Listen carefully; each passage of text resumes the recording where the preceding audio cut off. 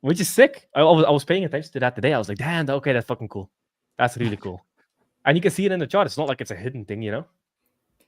Mm-hmm. It's awesome. insane. And I feel like people have forgot because we've been in this kind of retracement or whatever. But when things were going up, when TitanX was pumping, everything pumps. Usually much more, because that is, like you were saying, the base layer that really takes it, which is just insane. And I can't wait. Hopefully, as soon as that happens again, I think that's the best thing to bring people. Green candles is going to bring in a lot of users, I think. Yep. 100%. It's going to be a really exciting time. We're getting to a point now where you can see that like all the underlying factors are lining up where the rubber band is stretching. And at some point, there's going to be too much tension on that and it's going to have to release, you know? And so it's cool to be here, and it's cool for all you guys who are, I know, because obviously you just launched, Mike, you're about to launch, Stacks is about to go live. When's Draco about to, because we haven't gone to Draco, I haven't even mentioned Draco yet, Dave, but when's Draco going live as well? Like I told everybody, I made some changes, and when you do that, you know, the devs are like, all right, you know, we got a couple more weeks here. It's going to be January, most likely, but later January. Gotcha. But still, I mean, over these next few weeks, like we could be seeing a nice smooth bottom here. And if we get a bunch of protocols that are coming out, I mean, this is not financial advice, but typically protocols that have launched at the bottom of a range did really well the next time the price of the underlying asset went up. So not financial advice. Do what you want with that. But just saying. Graphics, do you mind pulling up the Inferno TitanX ratio? Yeah, of course. Where I just find it quite interesting.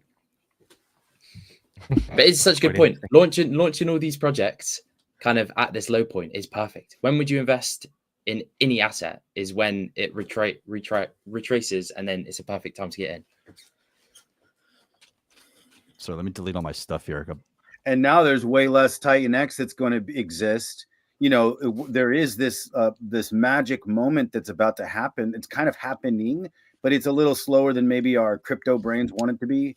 But it's not slow. Like really, when you're looking at it, it's just, you know, it's moving.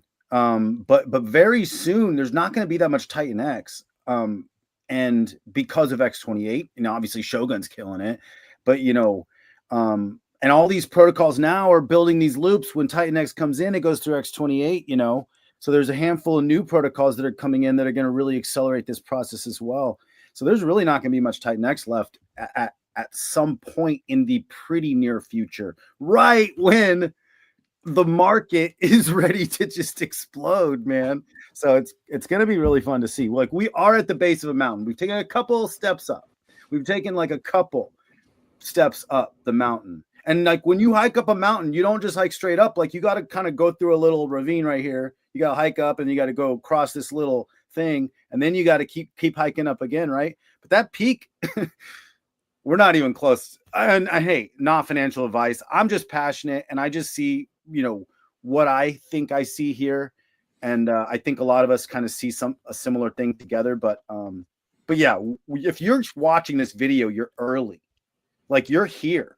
Like we're guys, be encouraged. There's a lot coming. Mm-hmm. Man, it's so simple to just stay level-headed by just looking at the TitanX stats page.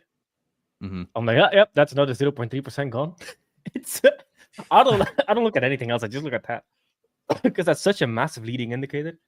Because like the last time we had that run from day 280 to the top, that was with 20 to 30 trillion of miners coming out. That was with stakes unlocking. That was with all this. There was a bunch of other stuff that happened during that period of time. Did it 10x? Whatever happens next, it's clear skies. There's no more FUD event. There's no more ammo in the future. There's nothing more stopping it. It's just a hyperdeflationary core asset with an awesome ecosystem built around it, on it. Like you don't have that like, what happens if this? It's like, we're here. This is hyperdeflation. This is what we wanted for so long. And hyperdeflation is actual hyperdeflation. Like I look at the stats page every day. We're still trying to get a chart up there so that people can just see it reduce over time. Because right now you can kind of see it if you track it. Like you see the difference very clearly. But it would be cool if it was a chart as well that people can share on socials. I just feel calm. Look at that. Look at that. Look at that. That's insane. This was 51% circulating a couple days ago. So 1.8% Which is gone in, insane. I think, a weekish. It's absolutely mind-boggling. And also Like- now we're in this very interesting scenario where total supply, total circulating is going down, but also liquid is getting squeezed. So liquid was 67 trillion 3 days ago. So now liquid is getting squeezed with it. It's insane. It's really only a matter of time. Now, when Not you much say for us. BOT protocols right there, and that's in the circulating, that's what you're meaning is like locked up but not burnt. It's kind of like the stuff that is stored in certain, buy and burns that hasn't been burnt yet or whatever, right? It's a bunch of stuff. So you have TitanX in liquidity pools, you have TitanX in smart contracts, TitanX in stake and payouts, TitanX in buy and burns. So it's a combination of everything. But that has been hovering around 32 trillion for like 3-4 weeks. So it seems to be very, very steady. So the two main things I focus on is one, total circulating, and then liquid is like a secondary. But the total circulating is the most important. So total circulating also includes stakes, which is obviously not circulating, but I like including it in there. So circulating does liquid plus stake plus BOT protocols, and then total burn is burn by build on TitanX and buy and burn. So total circulating is the leading indicator. Liquid is the second leading indicator. I think total circulating is the most important. Because now with Shogun, you have this interesting dynamic where, so the way Shogun works is when somebody burns their stake for Shogun, let's say it's 100 billion TitanX. Somebody burns their stake for Shogun, there's an 8% dev reward that goes directly to the Shogun buy and burn. So it's not like the developer gets it, it goes directly to the Shogun buy and burn, which means like 100 billion gets burned, but 8 billion goes into the Shogun buy and burn. So that increases the liquid supply on paper, but it's actually just burning. It's just bringing a little bit of that stake back from the 8% dev reward that goes directly into the Shogun buy and burn. So that's why liquid looked like it was increasing. Well, it was actually just burning. It's an effect of burning, essentially. So that's why people are a little bit confused. And I'm like, just focus on total circulating. That's the most important number. As long as that goes down, we're good. And it's down only.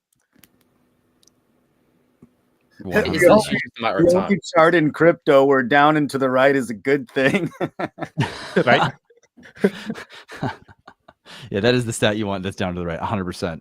And it's going there fast. Like so Oh fast. my God. And every single one of these protocols that come out, that's coming out, whether it's Matrix, whether it's just released, like Phoenix, Stacks, what Yes. awesomex is doing, Taurus, Shogun, man, it is like we keep talking about the rubber band. We keep talking about this like this point of no return here. And there is an inevitable point where this pinch point happens. And when it happens, it's going to shock you.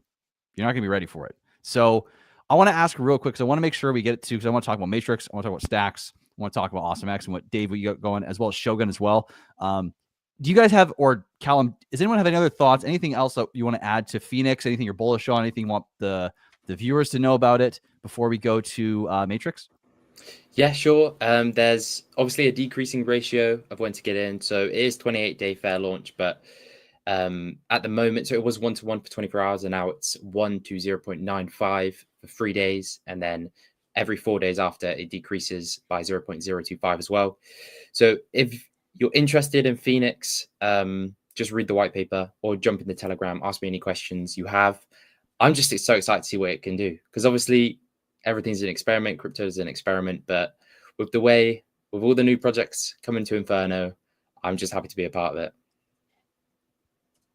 Amazing.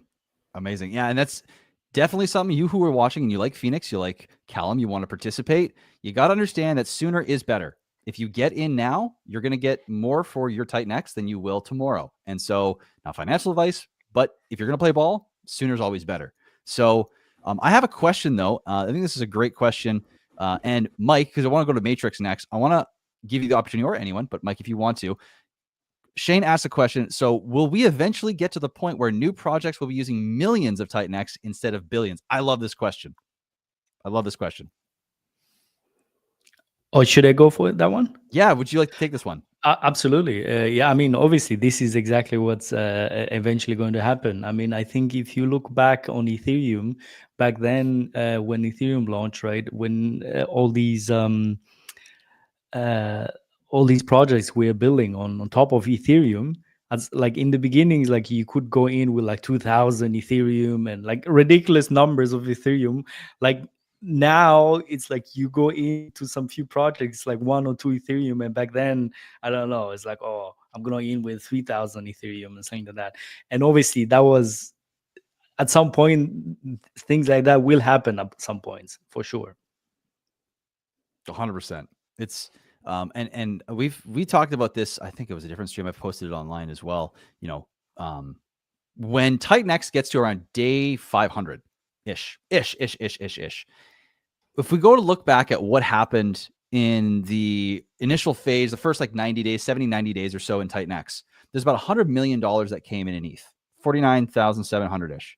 And if we were to take that same amount of economic energy, that same level of adoption, and say it's going to happen again to TitanX, well, the main question that comes up is, well, are we going to get a major supply increase? And this answer is nuts, but it's real.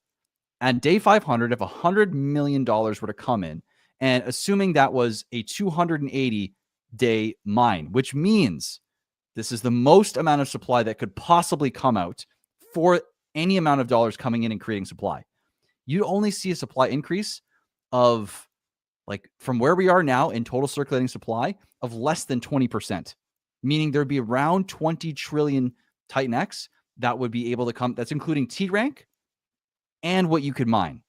Think about that for a second. And this is only after 500 days. When we go into the future, and let's say we go into our second cycle, $100 million might only be able to actually bring out 2 trillion. And so at the rate we're decreasing supply, yeah, 100%. Billions can turn into millions real quick. And yes, it might take months, maybe some years to get there. But the fact that supply cannot be created and can only be destroyed, or can be destroyed faster than can be created, is like the most bullish scenario you could have for a token, in my opinion. I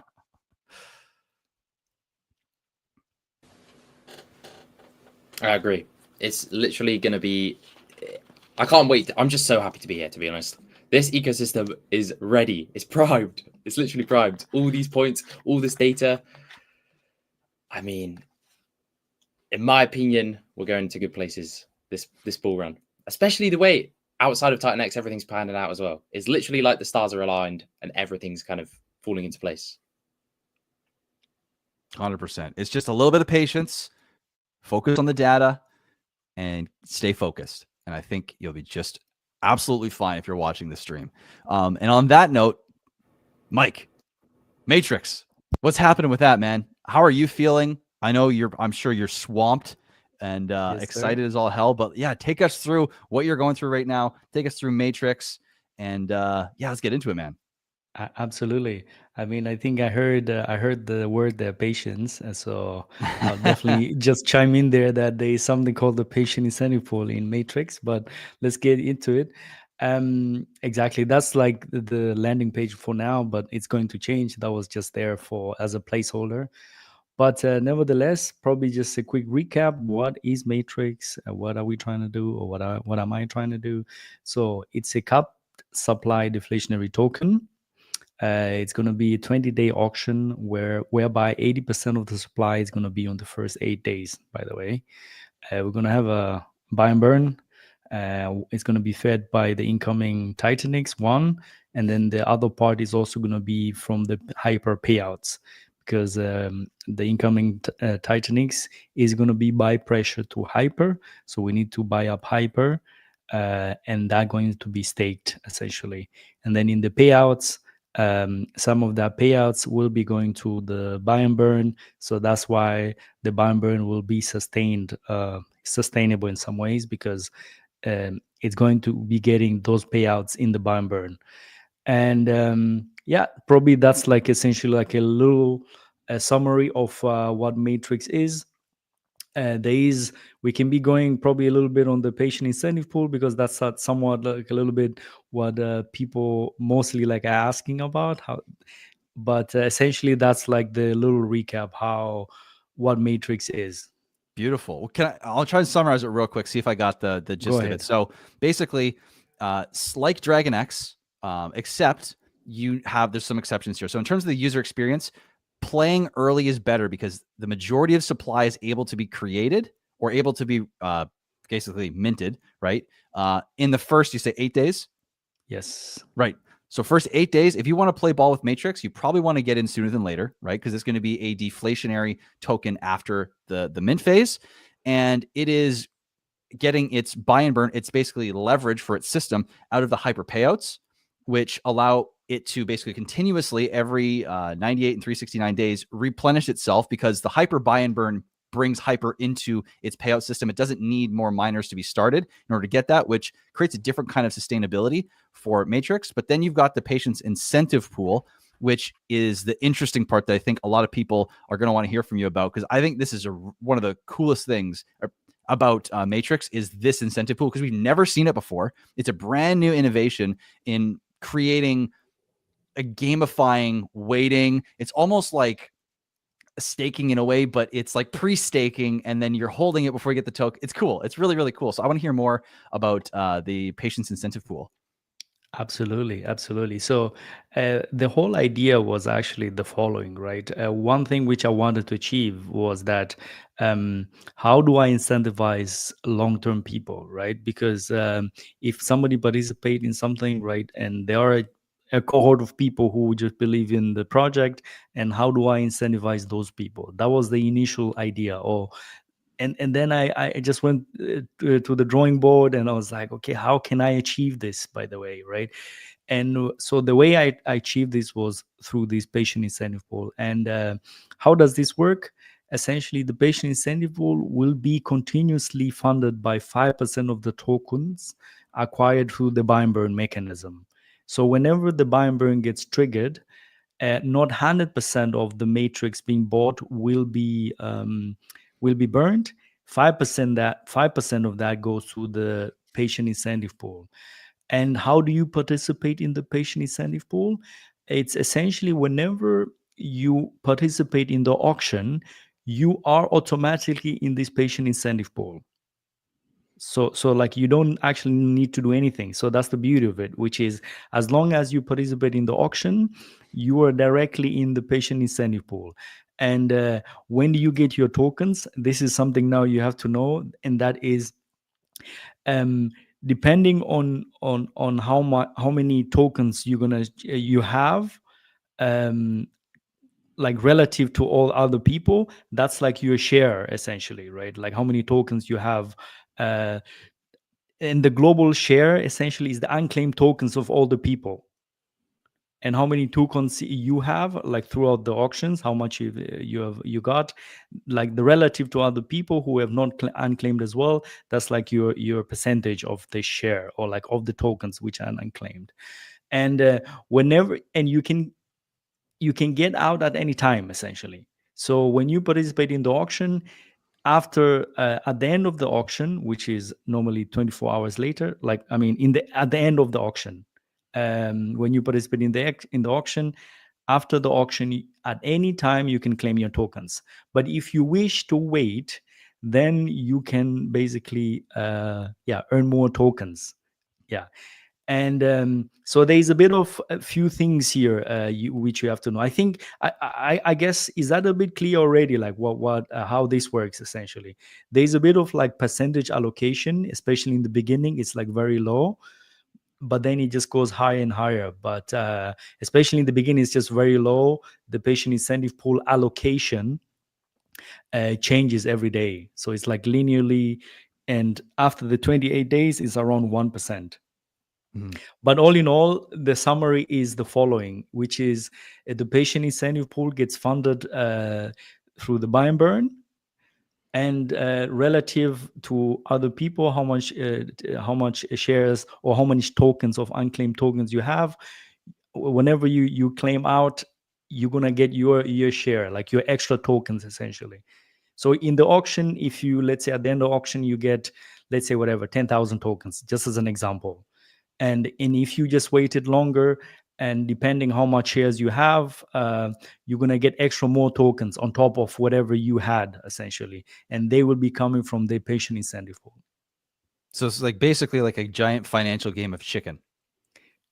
I think you said that the other day, but maybe you have to give me explain to me how that works. So Is it's that basically just patient like insanity? it's just like a last man standing kind of thing, right? It's like the Yes. longer you wait and the more people leave, the more the pool you get. So it's like it's kind of like who can get off the train last, you know? Yes. Who can it's game of chicken is just a funny way of saying that. But yeah, it's the way I like to think about it, which is awesome because it's gamifying waiting. It's also Gamify kind of like waiting. a automatic staking with the ability to unstake at any time. It's like, you know, you don't have to stake. You just don't claim, which effectively is staked. Now you're getting rewards, and then it's effectively staked until you want to basically burn the stake, and you're not locked in for 100 days to burn the stake. You could burn your stake at any moment. Yep. That's really fascinating, Mike. Wow. See, look at the innovation here. This is amazing because that hasn't happened yet. Like you're waiting to claim, and actually you're incentivizing people to not claim. So see, some of these other protocols are penalizing people for not claiming. And what you're doing is you're incentivizing people for not claiming. Super fascinating. Awesome.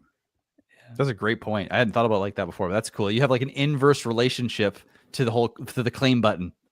Exactly.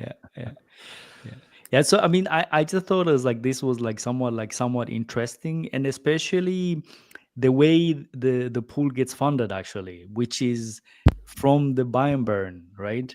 Because initially what I wanted to do was actually just allocate some percentage of the supply to that pool, but then that's going to be like a static, like you know exactly how much is in there. But if you do it through the buy and burn, right? Well, obviously, it depends how much is in buy and burn, how much the buy and burn gets triggered, and so forth, right? And then also a lot of things, which is like how many people will claim their tokens, and the people who are left behind, they have a bigger share now. So there's definitely like a lot of moving parts in that, which can make it and it's gonna be, it's not easy to predict because you don't know how many people will want to exit, like claim their tokens or not. So it's I think it's quite interesting, and also this mechanic, even for other people who would want to use this mechanic, there's a lot of variation which you can build upon this, really, you know, right? Because it's like, as long as you have, if you have an auction, people still have to deposit in some ways, right? Or even minting the same way as Phoenix right now, right? When you mint your tokens, you get them 24 hours later essentially, right? And imagine like there's definitely a lot of ways how you can play this, like what I'm trying to say. But this other people who want to use this kind of system, they should definitely go ahead. Thanks, Mike. No worries. Yeah. I wanted to ask you too. So, because I love Matrix. I love the way it's designed. I love the patience incentive pool. What do you think is like, if someone's watching this and they're on the fence of whether they should play ball with Matrix or not, what's the most bullish thing about Matrix over the long haul? Over the long haul, I mean, there's definitely a few things, but I mean the way it is designed, essentially, first of all, is like also that it can be built upon as well, right? And the Matrix Vault per se, it can receive so the Matrix Vault is like very similar to the DragonX Vault, right? Whenever, if you send TitanX to the DragonX Vault, that TitanX gets staked forever, right? So, but the way I enhanced that a little bit for the Matrix Vault, and I wanted, if you can send in TitanX, Hyper, or ETH in there, and at the end of the day, it's like at the end, Hyper will be bought and be staked forever, essentially, right? So it's going to be taking supply of Hyper away forever, essentially. So that's going to be increasing indirectly a value of Hyper, and we're leveraging on Hyper as well on top of that. So there's definitely few things which have been built or designed in such a way that projects can build upon it if they choose to do so. And obviously, I'm going to be working on few things as well. There's some few things I'm working on TitanX sub, which I want to incorporate in some ways.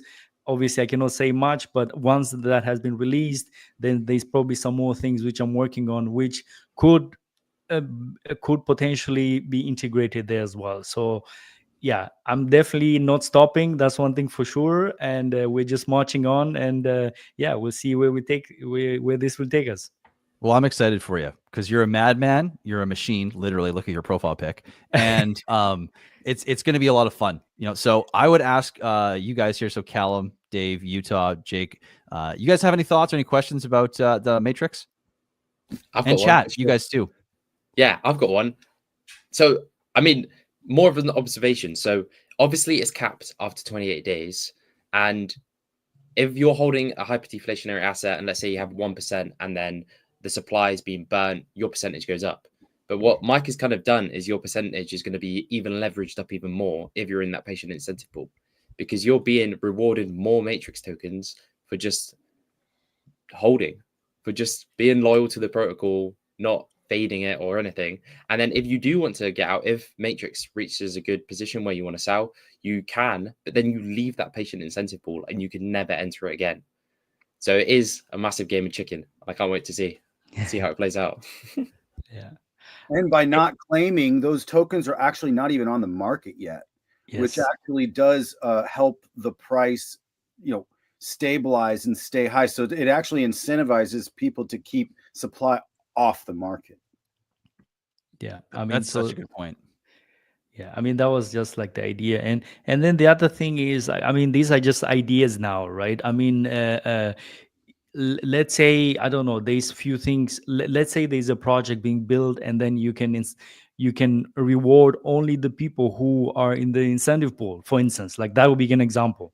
I mean, these are just ideas for also the builders out there, but this is essentially in the smart contract. It's very easy to read who are the people currently in the incentive pool and just incentivize more of those people as well. I mean, so there is definitely a lot of ways which can be game or played here, but definitely the information is out there. I'm just saying this as well, just for as a general idea, no financial advice, obviously. That's cool though. I didn't think about that. That's a good point. That'd be cool to see someone gamify that patient's incentive pool. Exactly, because once you're in there, is essentially is like, you can if let's, I don't know, there's a lot of things you can build upon that, just that factor alone. 100%. Utah, what do you think? I haven't heard from you in a little while. Well, I like the patience incentive pool. I like those kind of games. It's always nice just to have a little something sitting on the side, man, where you don't have to do anything with it. Matter of fact, it's better if you don't. Just leave it alone, let it sit, let it accumulate, and let the impatient pay the patient. When I'm engaging with protocols in TitanX, I have different strategies for different protocols, and it's not 100% this bull run. Some of the stuff I just want to sock away for the future. I mean, we are so early. I mean, the people that made the most money in Bitcoin and Ethereum are the people that forgot they had it, right? Because they couldn't sell, right? So I want to get some. I mean, I don't think people understand what we got going on here. All these projects, this ecosystem, deflation.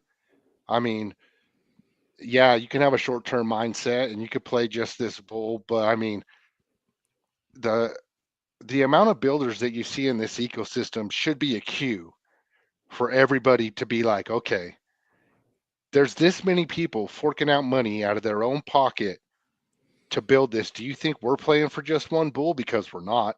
Because I'm not going to spend this kind of money just to build a protocol for one hype event, one bull run, a couple months of fireworks. I'm not doing that, So where's TitanX going to be in 10 years, 12 years, 15 years? And if you have a little slice of that pie, that you got early on that you paid, pennies for compared to what it could, be worth in the future, not financial advice, of course, all speculation. But yeah, so I really like the patient incentive pool. I like those kind of plays.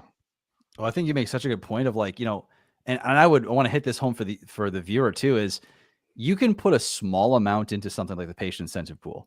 And if you're patient enough, you end up owning most of the rewards that go into the pool, and your tiny little piece of the pie could become huge if you're willing to wait long enough and just be patient. So this is a really cool opportunity for people to just sit on their hands, do nothing, and be rewarded for it. I love it. I absolutely love it. Jake, what are your thoughts? Specifically on the pool? Yeah, Matrix, patient incentive pool. I like it. I think it's a cool idea. So it's essentially the best way to summarize it. It's after the mint phase. So the way the mint phase works is 28 days. 8% of the supply, 80% of the supply comes out in the first 8 days, and then the remaining 20% gets auctioned off over the next 20 days. It's auction. So mostly, it's auction all along the way. By the way. Yep. So 8 days is 80% of the supply, and then the other 20 days is 20% of the supply. So it's going to be It's essentially 18%. It's 18%. I changed it. 2% goes to the LP, but yeah. Okay, perfect. So 18% after. So most of the action happens in the 8 days, and then you just chill. So this might have an interesting effect where the buy and burn doesn't have much to actually fight against because people are just like, okay, I'm waiting. So that could create some very interesting dynamics. Like Mizuchi is doing something very like people are innovating on all these things on like how do you fairly distribute supply and give it to the believers. I like the patient incentive pool. I like the hybrid NFT lockups. I like all of it. Like this is all just innovation on innovation on innovation. So it's going to be interesting to see how it plays out. I've in all the protocols, I don't know, I build my position, I just chill. I've always been like that. I'm like, I like this, so I'll still like it 2 months from now. And especially because the cool thing is, as long as you're in any TitanX protocol, mining is more active. But as long as you're like in a cap supply or hyperinflationary token in the TitanX ecosystem, whatever happens in the ecosystem, you don't necessarily need to go and chase. You get benefit by proxy because TitanX is deflationary because of all these things launching on it, and there's a lot burning in the background, like all the time. And it's not just Shogun. Like Shogun is a large percentage now, but stuff like Flux still burning. There's a bunch of stuff that's still burning TitanX in the background, where you get benefit off of everything launching just by being in the ecosystem, which happens nowhere. Because like on Ethereum, if you have an altcoin on Ethereum and then there's another altcoin that launches on Ethereum, you get zero benefit of that because an altcoin is not going to move a $370 billion asset. And then all you're going to get, especially if they're targeting your community, is they're going to sell down your altcoin to go into the other altcoin, and you get zero benefit of it.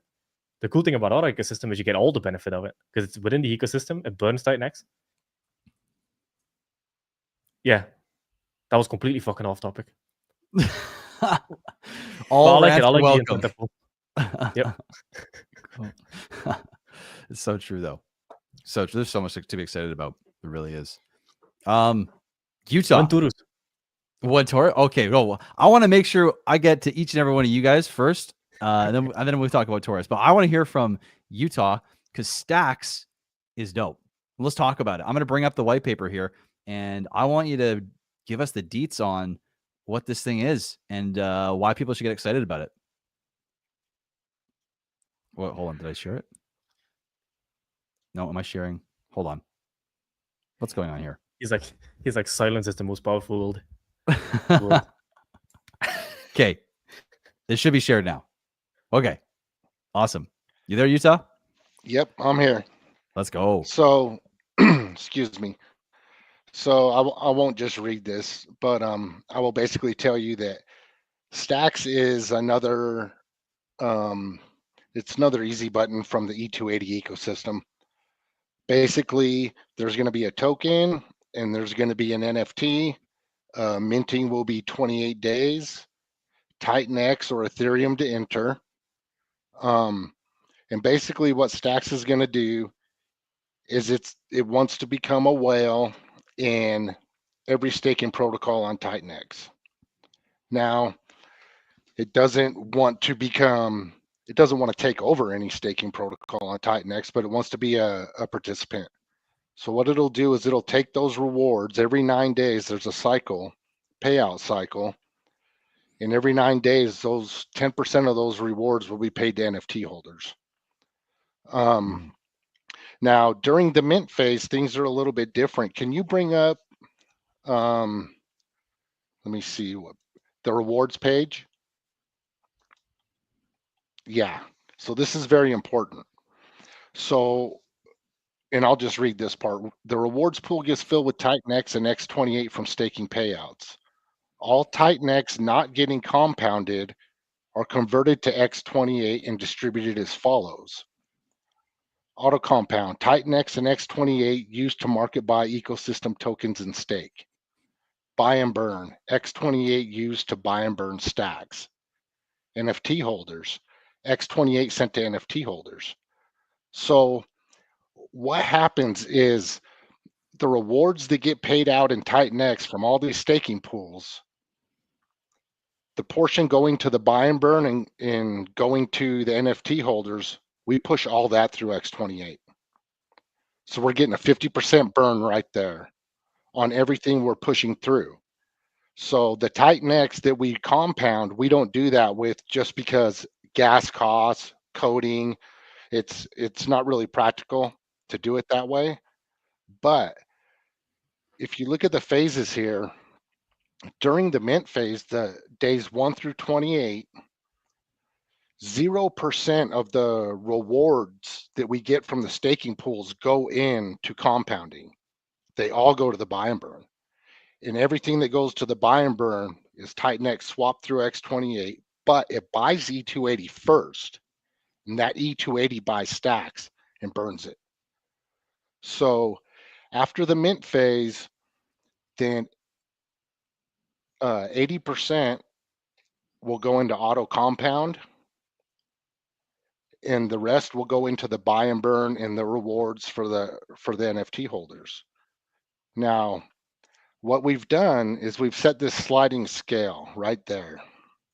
So what's important to understand is that every 9 days, the amount that we auto compound reduces by 2%.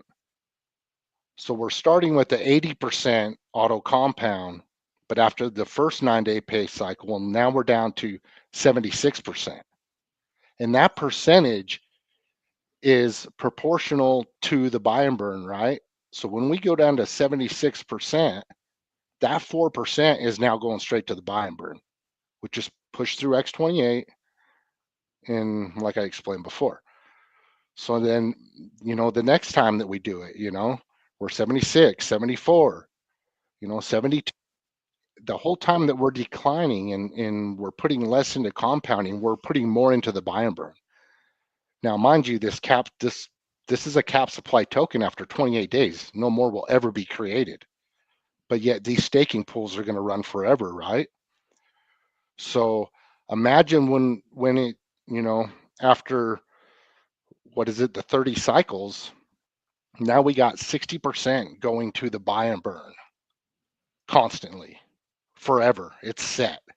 And 20% is going to auto compound, and the rest is going to the NFT holders. Can you talk about why the decision was made to start hot with the compounding and then transition to the buy and burn and not the other way around? Because I think that's an important thing that I can see where it's going, but I would love for you to tell the viewers why that, because I think it's a really important point to understand. Yeah, so actually during mint phase, it isn't, right? During mint phase, it's buy and burn heavy up front, no compounding rewards. Isn't it 80% auto compound and then 0% stacks buy and burn, and then it kind of slowly drips into the buy and burn? Or did I miss Not here? during the mint phase. So this is after the mint phase. Okay. Yeah, after the mint phase. So I can explain that. But after the mint phase, it's all going to the buy and burn. And so are the rewards so are the amplifier bonuses. So when you mint an NFT, if any amplifier that you use, and there's several different ones on here, all that amplifier TitanX that is used, that goes straight to the buy and burn too. So we want to create some fireworks during the 28 days, right? Mm-hmm. And we figure we can accomplish that with a massive buy and burn. So now when we go to the 80% compounding, when you're dealing with staking and grabbing shares, you want your firepower up front, and then you want it to start declining, was the way we decided to go with it. Because we want to build positions, because if we build positions, we get rewards and it kickstarts the whole flywheel. one thing that people need to understand also is, everybody's viewing staking pools and all this other stuff. Like, I think that the perception is we view it as it is now, but we don't view it as it's going to be in the future. What happens when this system kickstarts? Everything in TitanX just starts going, man. All these pools are going to grow with it. So I think it's important for people to understand that, it's, man, I think these pools are going to get massive for all these protocols. And, I think the benevolence of this protocol is the fact that we only market buy. Okay. So you're getting buy pressure, consistent buy pressure from a whale that never sells.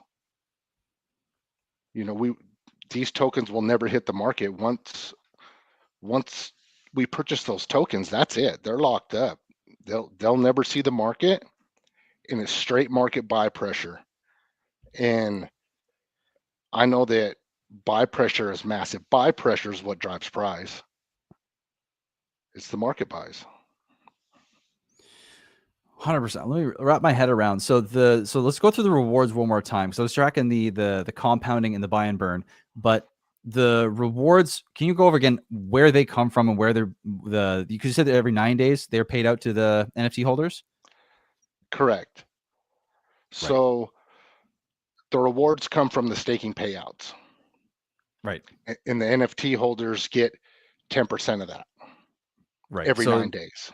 Am I correct in saying 90% is effectively going back into compound or to the system, essentially, whether it's buy and burn or compounding?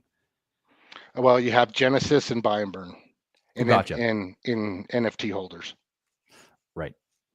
So 80 some odd percent is being reutilized through compounding and buy and burning within the system, which is all buy pressure or compounding, which is beneficial either way. Yep. Right. And can you take us through these different NFT tiers? You got legendary, rare, common, but I see there's a little change here. There's LFG, super, amped, and the basic one. Yeah. So dude had an idea to add a couple different ones, and he's like, "This is what I want to do. What do you think about that?" I was like, "Send it," So now you have amped, super, and LFG. So when you use these bonus multipliers, you don't get that token backing. Okay. These are just your amplifier bonuses for your payouts for being an NFT holder. So if you burn your NFT, you only get the token backing that was used to create it initially, none of the amplifier bonuses. So it's important that people understand that. So if you're not looking to hold long term, it's probably won't benefit you to go high on these bonus multipliers, because these are these are the long-term play. Gotcha. So the longer you're planning on holding, the more likely it is that you want to do the larger NFT size. But if you're thinking short-term plays, it's probably not going to be worth your while. Correct. Now, who knows? It could be. We don't know how it's going to go off during minting phase. I know E280 got extremely wild, and there was a lot of people burning NFTs during mint, to compound. So we just have to see how it plays out. An important thing to know too is that your position as an NFT holder with exposure to all these staking pools can never get diluted. Your position can only increase because there's only a 28-day mint. And as people burn, you get a bigger slice of that rewards pie forever. So it's another last man standing game, so, and you can mint different ones. You can mint some of the commons, you can mint some rares, so if you want to burn some in the future, say you want to burn a few this cycle, we'll mint you a few commons, and if you want to hold on to some longer, get you some rare, if you really want to go for it, if you're a whale, mint you a couple legendaries. So there's different ways to play this. But just know that once you burn it, that's it. No more rewards. You will never get any more rewards. So it might not benefit you to put all your eggs in one basket, if that makes sense. Can I ask you a question on that front? Because I'm going obviously like end game kind of thing here in the way that I'm thinking with this. But so what happens if all NFTs are burnt? How does the system operate then in terms of how does then things switch around? I'm not 100% sure on that, honestly. But I do know that towards the end, that there's a diamond hand pool, and when we get down to, I'd have to read the white paper, but it goes by multipliers. So whatever the multiplier bonus is that's remaining, that pool gets paid out to those remaining holders. So it's probably pretty unlikely that they all get burnt, but it's, I don't know, it's just an interesting thought. Yeah, I never really even thought about it. I'm sure Dude has. He's Right. kind of the brains of this operation, honestly, when it comes to this. Man, shout out to Dude. He's very intelligent. He knows this stuff very, very well. I'm hoping he shows up. It'd be great to have him on. So if you're listening to this, Dude, hint, hint, nudge, nudge, get on up here. But yeah, this is exciting, man. I think Stacks is going to be really cool. I'd love to hear from you guys too. Any thoughts, any questions, insights? Yeah, I've got one question. So obviously before Utah, it was built on top of Element 280. Was the plan before X28 came out, and obviously you were going to burn a crazy amount of TitanX, was it going to be designed that the rewards were going to kind of flow through the project up to Element 280 and then into Stacks, similar to what's happening with the hyper payouts? No, it's always been this way. We just dropped X28 in there so that we could push our TitanX through X28. Basically, it was like, you know what? This is really simple to drop this in, push TitanX through it, and burn 50% of everything we push through it. So that's basically what it was. And we are paired with E280. So, we're still benefiting E280. And the fact that we go through our buy and burn buys E280 first, and then it burns, that's big for E280. E280's best friend is volume. So that's what gets everything kickstarted with E280. So I think that's a really interesting angle as well, because on top of the Element 280, if you're bullish on Element 280, then Stacks is going to do whatever Element 280 does by default. And it is also hyperdeflationary on top of Element 280, which is also hyperdeflationary. So yeah, it's a really good addition to the Element 280 ecosystem, like you have at the very beginning. Yeah. And that's why, he was like, do you want to build a new website? How do you want to do this? I was like, no, I don't want to do any of that. I want to use your website, and we'll just put a tab on there on the UI because it was inspired by, E280, and it fits right in with what he's doing. So why change anything?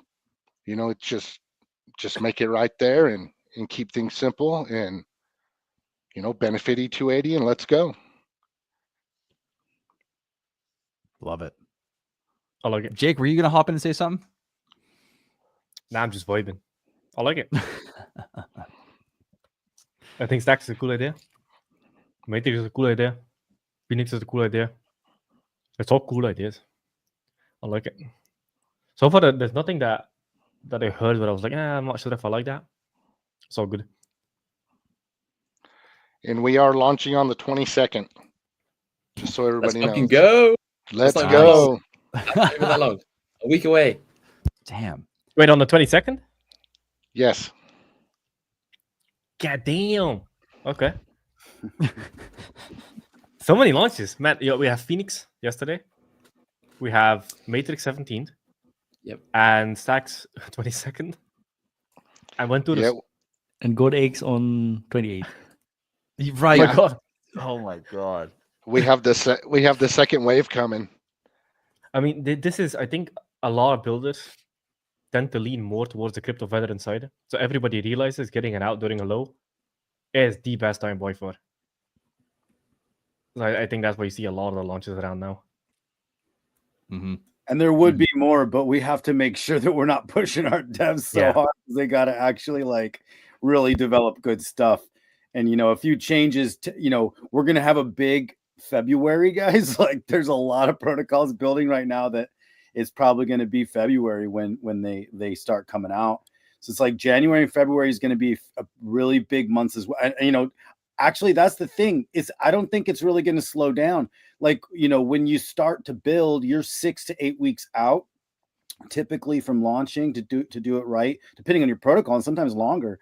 And so it's well, if you're starting to build right now, you're probably actually going to be more in that February, March release time, especially with the holidays. So it's You know, I think we're going to have a big first quarter. I don't even know how big, because it's probably going to be bigger than we think. Because there's probably a lot of people that are just really chomping at the bit to build. And when there's a few green candles, that might actually bring in more builders as well. But, you know, we'll see. 100%. That's one of the big flywheels in the ecosystem. It's the fact that as TitanX does well, the ecosystem does good. That makes the builders more funded. It's like an endless flywheel. And then, like, this is also how Callum decided to build Phoenix, as he did very well on a TitanX protocol. He's like, okay, how can I give back? How can I build something? How can I take it to the next level? And that's when he was like, okay, let me build something. So you'll see this a lot, where people just do well in the ecosystem, and then they're like, okay, how do I take it to the next level? Because there's also financial incentives to build a protocol. So there's a lot of incentive to build a protocol. One is, from a business sense, it's awesome. Two is, it's wealth protection. If you like a certain protocol, or you like TitanX and you have a massive position in TitanX, you want to see it do well. So by building something innovative on it, you protect your own wealth by making the ecosystem more interesting. It's like, if you like, what would be an example? If you like Solana and you have a huge bag of Solana, you're like, I'll build on Solana because I want to, you know, protect my bag, innovate on it, get people over here. It's like there's a lot of incentives for people to start building. And I think because of the playbook we have, where it's fair, it's decentralized, users and the functions, there's no legal attack angles. It just feels so nice. And you have this whole builder network, you have this whole community that's supportive. If you have anything you're trying to figure out, just send a message to somebody, he's going to connect you to somebody, and boom, all of a sudden you have like this mentor team around you if you've never built before. It's an epic flywheel. Because Callum mentioned like your mastermind. It's the natural extension of your mastermind, because now we are all the mastermind, all coming together, helping each other now. But it's the natural extension, I think. I think masterminds are massively underrated. Like I became relatively, I don't even like saying the word, but relatively successful at a young age, and that's because I joined a fuck ton of masterminds. I was just like, you know something I don't know, here's my money, teach me. I've always had that mindset. Because like there's a couple, so like this mastermind is a decentralized mastermind. Everybody's already financially incentivized to teach you because they want to see the ecosystem do well. So the way normal mastermind works is you pay somebody money, you give you access to the mastermind, you learn the thing. They need a financial incentive to put all the time and effort in. But in this ecosystem, you have that by default. It's like a decentralized mastermind. Because if something does well, the whole ecosystem benefits. So everybody's financially incentivized by default, which is the power of decentralized networks. That's cool. It's an expensive tuition, but at the same time, it is the cost it takes to get to have conversations and to be able to learn at that level. You know, but also too, it's not something that like anyone can do it. If you got the idea, you got the resources, you got the integrity, you've got the public image, anyone can do it. But it's one of those things where, you know, you got to really want to do it, and you got to really see that's worth your while, but it's also worth your while to get in. So it's like, it's kind of perfect, because you can't just hop in and say, okay, guys, teach me, and then go somewhere else. It's like, you're putting up, or you're not coming in. But we're open and welcome arms for anyone that's coming. And yeah, the conversations are always just fantastic. So it's been really freaking cool to see how many different types, like even the fact that we're on this stream all together, you know, and I'm hoping more show up, but we'll have conversations. I mean, there's so many chats that are always going off on, guys, can I run something by you? Guys, hop on my stream. Guys, let's talk about this. It's freaking awesome. Where else do you see that? It's like pure, it's like what you say, Jake, meritocracy. It's like the purest form you could possibly have, because you need to do the work yourself. You need to get there. And if you do, you can be part of this amazing community. But if you're lazy and you don't want to, then you're just cast to the side. So yeah, it's good. You know the craziest part? You know this is a meritocracy because the biggest protocol on TitanX is DragonX. It's not even my thing. So now I have a chip on my shoulder and I want to be number 2 or number 1. Actually. Yeah, so it's a pure meritocracy. Eric came in and was like, "Hey, here's DragonX. Have fun competing." I'm like, "Oh yeah, bet." So let's do it. Yeah, which is awesome. Nice. It's fun. It's cool that we can have a healthy, competitive meritocracy that, you know, it all feeds back into the same thing. Like if Jake gets competitive against someone else in the ecosystem, that just puts a fire under his ass to build something better and better that burns even more TitanX, makes people more more gains, pumps the ecosystem. It's just like you can't win any harder in a more competitive environment too, because it's all feeding the same loop no matter what you do, which is super cool and unique to this ecosystem. And you know who benefits the most from all of this? Holders. We're out here competing. Who can burn the most? Who can build the best? Who can do this? Who can do that? And as we're leveling up and spending our money and competing, making the ecosystem more powerful, the holders benefit. You know, it's pretty amazing. This is a perfect example. It's like a fight gym. Like you have these like champion gyms that just churn out champions, and they get in there, and it's a healthy competition against each other to make everybody better. It's the exact same, just on a decentralized blockchain, up in cyberspace. It's so cool. I love that. That's so true. And That's look pretty how unique. quickly innovations happen, and then those innovations immediately get tested and used again in different ways. It's like we're churning innovation on top of innovation now. Now it's like everybody's on perpetual cap supply auctions. It's like, whoa, okay, hold on, that just existed like 8 weeks ago, and now all these other protocols, or maybe 4 months ago. But it's very fun to see the innovation on top of innovation here, because anyways, it's only going to get more. I'm just really, the fact that we can even build cap supply perpetual auctions now is like epic. And now we can utilize that. And now Mike even put a way to have effective, people want to technically stake their stuff by, not claiming it in perpetual auctions. So there's so many cool elements that are building on top of each other that couldn't have existed without the other one before it.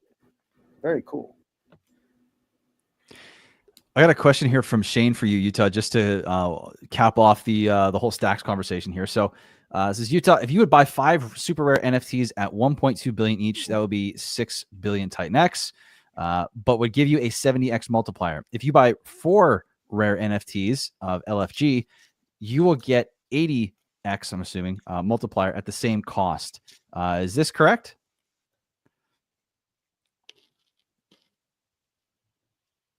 Actually, I'm not sure if this is a question or if this is a statement.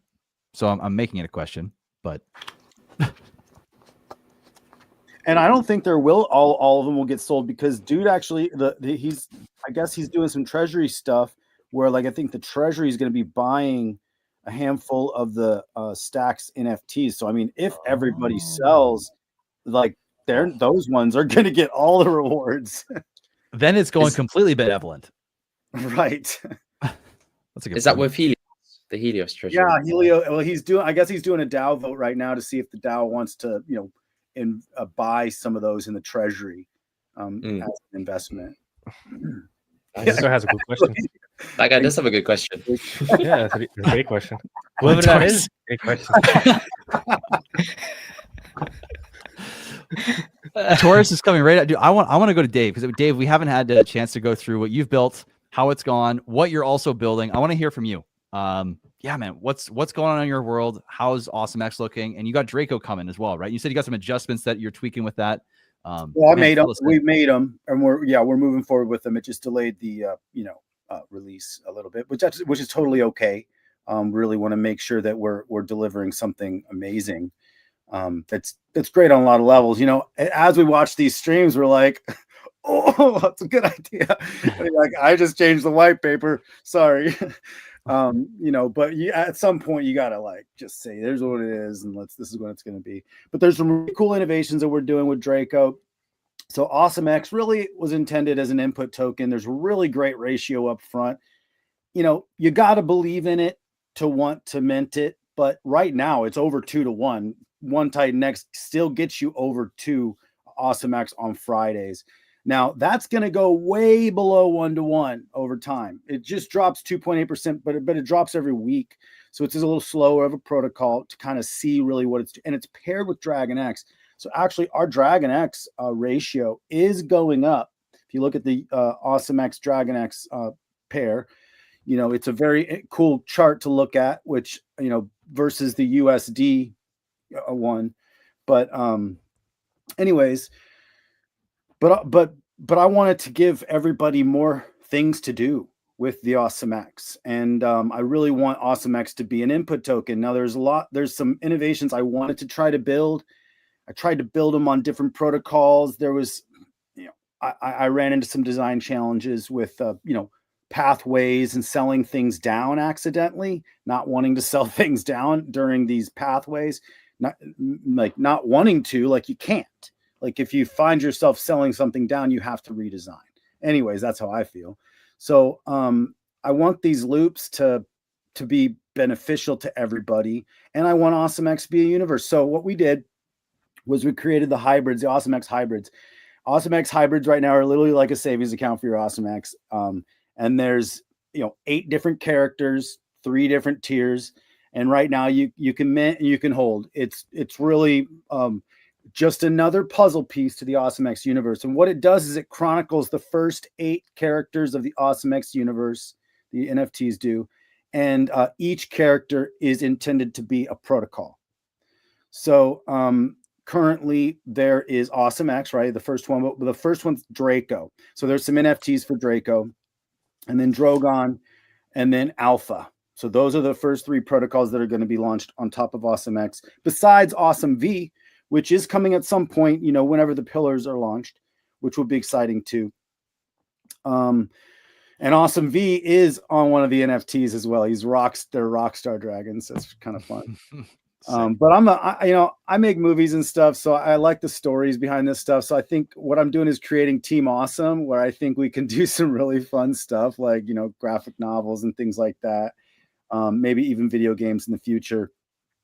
But anyways, so Draco is a mining and staking protocol, and what it really does is it gives awesomex a really new infrastructure layer, because it actually allows awesomex to really be an input token, because awesomex comes in staking payouts in awesomex. And so that really allows a lot of other things to be built around the awesomex universe.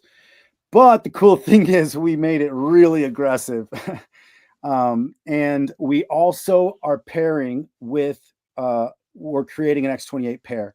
So we have a choice of input token, which is really cool now. ETH comes in, it'll buy TitanX, and it'll transform it to X28, and it'll land there because there'll be an AWX X28 pair. And so that will actually allow us to stay in X28 and swap for awesomex in order to mint. And it'll go through X28. Now, if TitanX comes in, same pathway, goes to X28, and then it swaps for awesomex and mints. If awesomex comes in, it just directly mints. If DragonX comes in, it doesn't do the X28 path. It just goes straight DragonX, awesomex, mint. So we're just allowing people to get in with whatever input token they'd like, but it all denominates in awesomex. So there's some fun elements. So we have 2 main LPs with Draco. But like I said, it's a mining and a staking protocol. Max miners are 88 days. I love the 88 days. I think it's just a perfect mining, max mining length. And then let's see here. We have one question. Yeah. Does it buy X28 or mint it? Do you want me to share the screen? I have a white paper here. Yeah, that'd be great. Okay, cool. And sorry, Jake, go ahead. Sorry about that. What was that? So with the TitanX, so the Ethereum comes in, buys TitanX. Does it then mint X28 or buy it? It transforms it. Okay, so I like that. That's good. You I like should have that? done that shit with Shogun. Yeah, I like that a lot. That's one thing I would have changed. Its own pathway. Like I didn't want to just do everything buys awesomex and just mints, because that's like each input has a better pathway to take. So we just changed the pathways. But I like going through X28. I mean, obviously you already built something that's going to burn the crap out of TitanX. So right, even before it even gets into the protocol, that's what I like, how a lot of us are integrating it that way. And now we're going to have an AWX X28 pair. that we can utilize for multiple things, which I'm really excited about, actually. So it's just the daily update, really aggressive. I'll just show you the fun art. I love these guys live in Palm Springs. They're golden dragons that, when they're fed, they produce gold. They breathe gold. So it's kind of fun. But anyways, main locked LP is AWX Draco, and then AWX X28.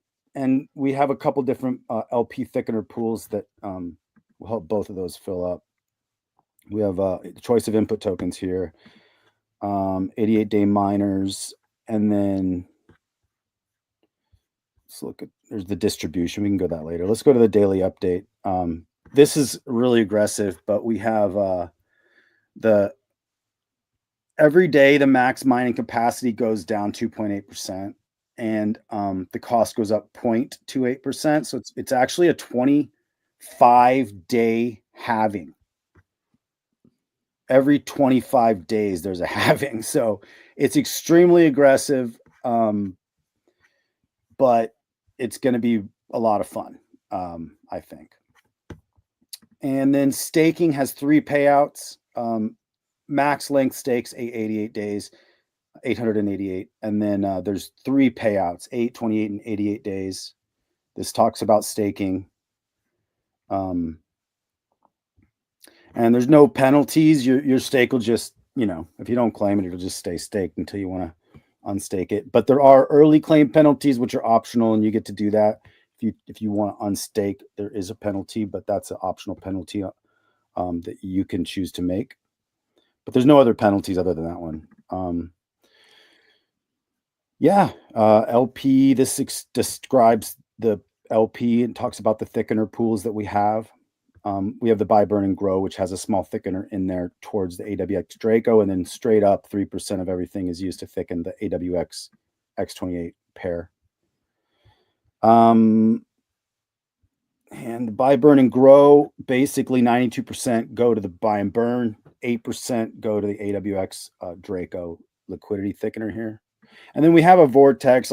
Jake, obviously you designed the vortex, and it was just such a good idea. We needed to do it because the 88-day miners, this allows us to kind of counteract massive, supply coming out onto the market. And that's really it. Yeah. Cool.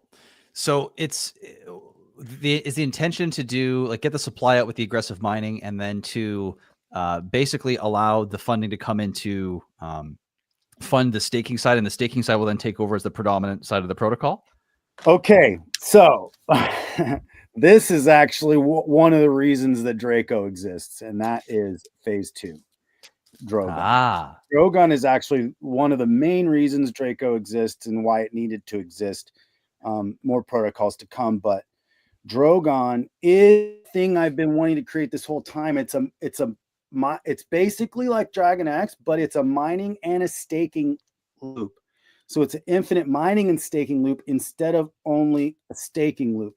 Now, I needed something that was designed in a certain way in order for me to do it. I could do it on Helios, but anyways, let's see. Let's just go to this one here. So this is Drogon, and Drogon is super cool. So it's a mining and staking protocol. It's not staking, just mining. So for 28 days, you can do an 88-day max miner for 28 days. And then no more mining is allowed. So that's it. It's cap supply at that point, but the miners can still be claimed for 88 days after that cap supply. Now, then it turns into a perpetual auction on day 29. But what it does, actually, let me just pull up the actual the chart. Where is it? Vault. Here we go.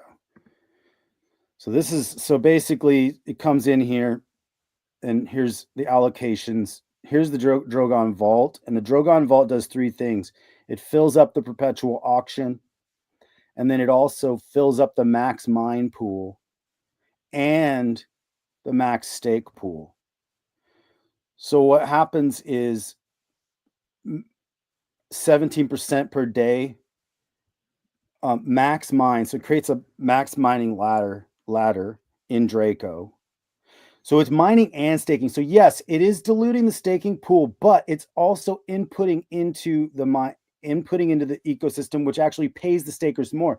Now, this is designed to even be mining during negative ROIs. Now, I made it intentionally like that because I wanted to make sure that it's always feeding the stakers, even when no person would be mining, because it all kind of stays in the system here. So anyways, max mining here, 36% goes to max mine Draco. So after 88 days, these are going to get start claimed daily after 88 days. This immediately max stakes Draco. And here's when it pays out in awesomex. So when it pays out in awesomex, this is how the payouts happen. 71% goes back to the max mining pool and max mines more Draco. 18% actually goes and fills up the perpetual auction because it's in AWX. And then 8% fills up this. This is taking place of what the staking is going to be. This is actually what I'm calling multi-collateral growing hybrids. Now, these will be capped after 125 days only because I want people that max mine on day 28 to be able to claim their max miners and get into these if they want to. But after 125 days, these are going to be capped.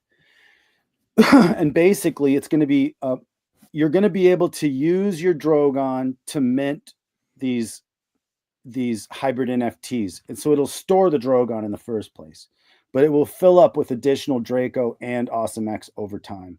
And then you can burn them and, take all your tokens and sell them or whatever, whenever you want. But it's basically a similar mechanic. It's just, I'm just calling it a multi-collateral growing hybrid. So let me ask you a quick question. In terms of the more in a more concise, the user experience, how's the user going to relate to it when they participate in Drogon? Can you outline just like, okay, what are the decisions that they have to make? What's where are they going to go for? How's the value going to come back to them? And then considering the NFT, how does it also apply to the original decision to mine and all that? Just to really consolidate it in a simple way. Drogon's kind of a lot more mechanics going on here, but totally. But basically, the idea would be get an NFT, get some NFTs because they're going to be filling up. They're going to be filling up through all these mechanics. This mechanic is the income mechanism. This is how the protocol actually makes money, is the infinite mining and staking loop. And the protocol utilizes that money to reward people in the ecosystem through these NFTs and hopefully through appreciation, because this will be a capped supply after 28 days. And people that max mine on, but see, it gets pretty expensive. This one actually gets really expensive. I'm going so extreme on these. I just so much fun. But if we go to the 28-day update here, day one, it costs 288 million awesomex to mine this much Drogon. Day 28, it costs $1 billion to mine under $1 million. It's a 35x increase in mining costs over 28 days. So it's pretty aggressive on how much you can mine at the end. But anyways, it's basically to jumpstart this loop. The loop gets jump started by things coming in. So this jump starts the loop. Once the loop starts happening, there's a source of income. So how do people participate? It's really you can hold the tokens, but by holding the tokens, you don't just have to hold them.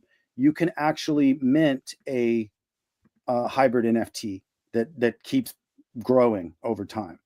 So you can either hold the tokens or mint a hybrid NFT. And just by getting the tokens, you're fueling this engine. And then the engine keeps going after the mining stops, and it's capped because there's an auction. There's a perpetual auction. So the game keeps getting played, but that auction keeps filling up the rewards too for the NFT holders. So look at these rewards. There's 3 arrows coming in. So this rewards pool is filling up through daily auctions. It's also filling up through the automatic engine from claimed Draco from mining it, and then also from the awesomex from the staking payouts. So this is getting filled with a lot of tokens. I see a break in the loop here. Okay. So yeah, this is gonna break relatively quickly because Draco is gonna get so expensive to mine that staking payouts are not gonna get fed again, and then the whole loop stops. Okay. It is an experiment. But yeah, okay. Yeah, I think that's the main thing here. Because Draco's too aggressive. Yeah, because you're gonna have good staking payouts for the first 3 staking payouts, and then after that, it gets too expensive to mine. The staking payouts don't fill up anymore. So the idea would be to make Draco a little bit more sustainable, longer term, less aggressive on the drops. Yeah, there's also other ways to do it. You can do, because if you want to do an infinity style loop, it's better to have perpetual auctions, because those always close at market price. So there's a reason for people to do it, even if it's just arbitrage, to make like a quick 30-50% or whatever. But mining, you don't really have that, because at some point people just stop mining, which heavily depends on the ROI, and then you just have the supply out, but then the staking stuff doesn't get fed anymore. But that's the idea, that this would feed staking by mining.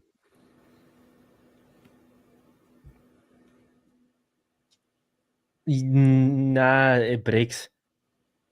Because let's say, for example, with Draco, if it's 4x more expensive to mine and the price is up 2x, for example, then all the economic energy going in would be automatically halved by the time it comes out.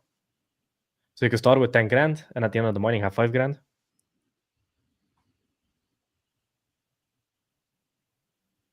You get where I'm coming from? I'm gonna have to process what you're saying, but yeah, I'll process that. I think there's better mechanics to get it to go infinity style. Now, when you say better mechanics, are you talking about Draco or Drogon or both? I'm a big fan of perpetual auctions. I think those are sick. Yeah, me too. So because mining was primarily to get the supply out for TitanX. It's a great supply. It's not meant to be infinity. That's why I always, from the start of TitanX, was hyperinflationary to get the supply out and then go hyperdeflationary. It wasn't a keep mining forever on TitanX. So it's a completely different end goal. With auctions, you can, like, for example, Flux is an infinity loop.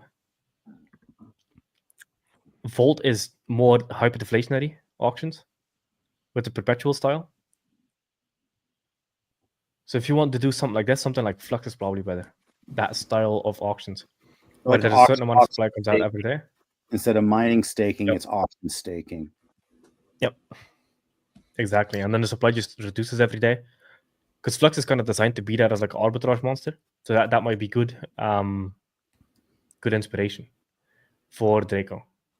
And then Drogon still works if the staking payouts are fed, which you can do through a protocol similar to Flux, but then built for specifically the Dragon X Kingdom. Then it could work. Yeah, so I mean, maybe it's really it's kind of a Draco mechanic. Then it's changing a little bit of the. I still really I like auctions, and I think we definitely need to incorporate them. I really also love mining, personally, but I think that the mechanics are really in the numbers. It's all in the calculations, the way the protocol, actually deflates. And sometimes, I think I'm really attracted to really aggressive deflation, but because it's kind of speeds up the initial part of a protocol, and like early speeding up kind of feels like it gives something a momentum. awesomex is a real slow decline, and so in one sense it kind of feels a little bit slow for certain kinds of game theory, but it's actually slow gives it a foundation too, which is kind of cool. It actually kind of allows it to be a more of a foundational piece, more of that input token. You'd rather not have that input token be really super deflationary. You kind of want the other stuff on top. Like, it's still deflationary, but like, anyways, I don't know. I'm just processing this stuff, but yeah, I think Draco, I can adjust the mechanics a little bit. Think that through, because of the other things that it could be more of a foundation for. Mm-hmm.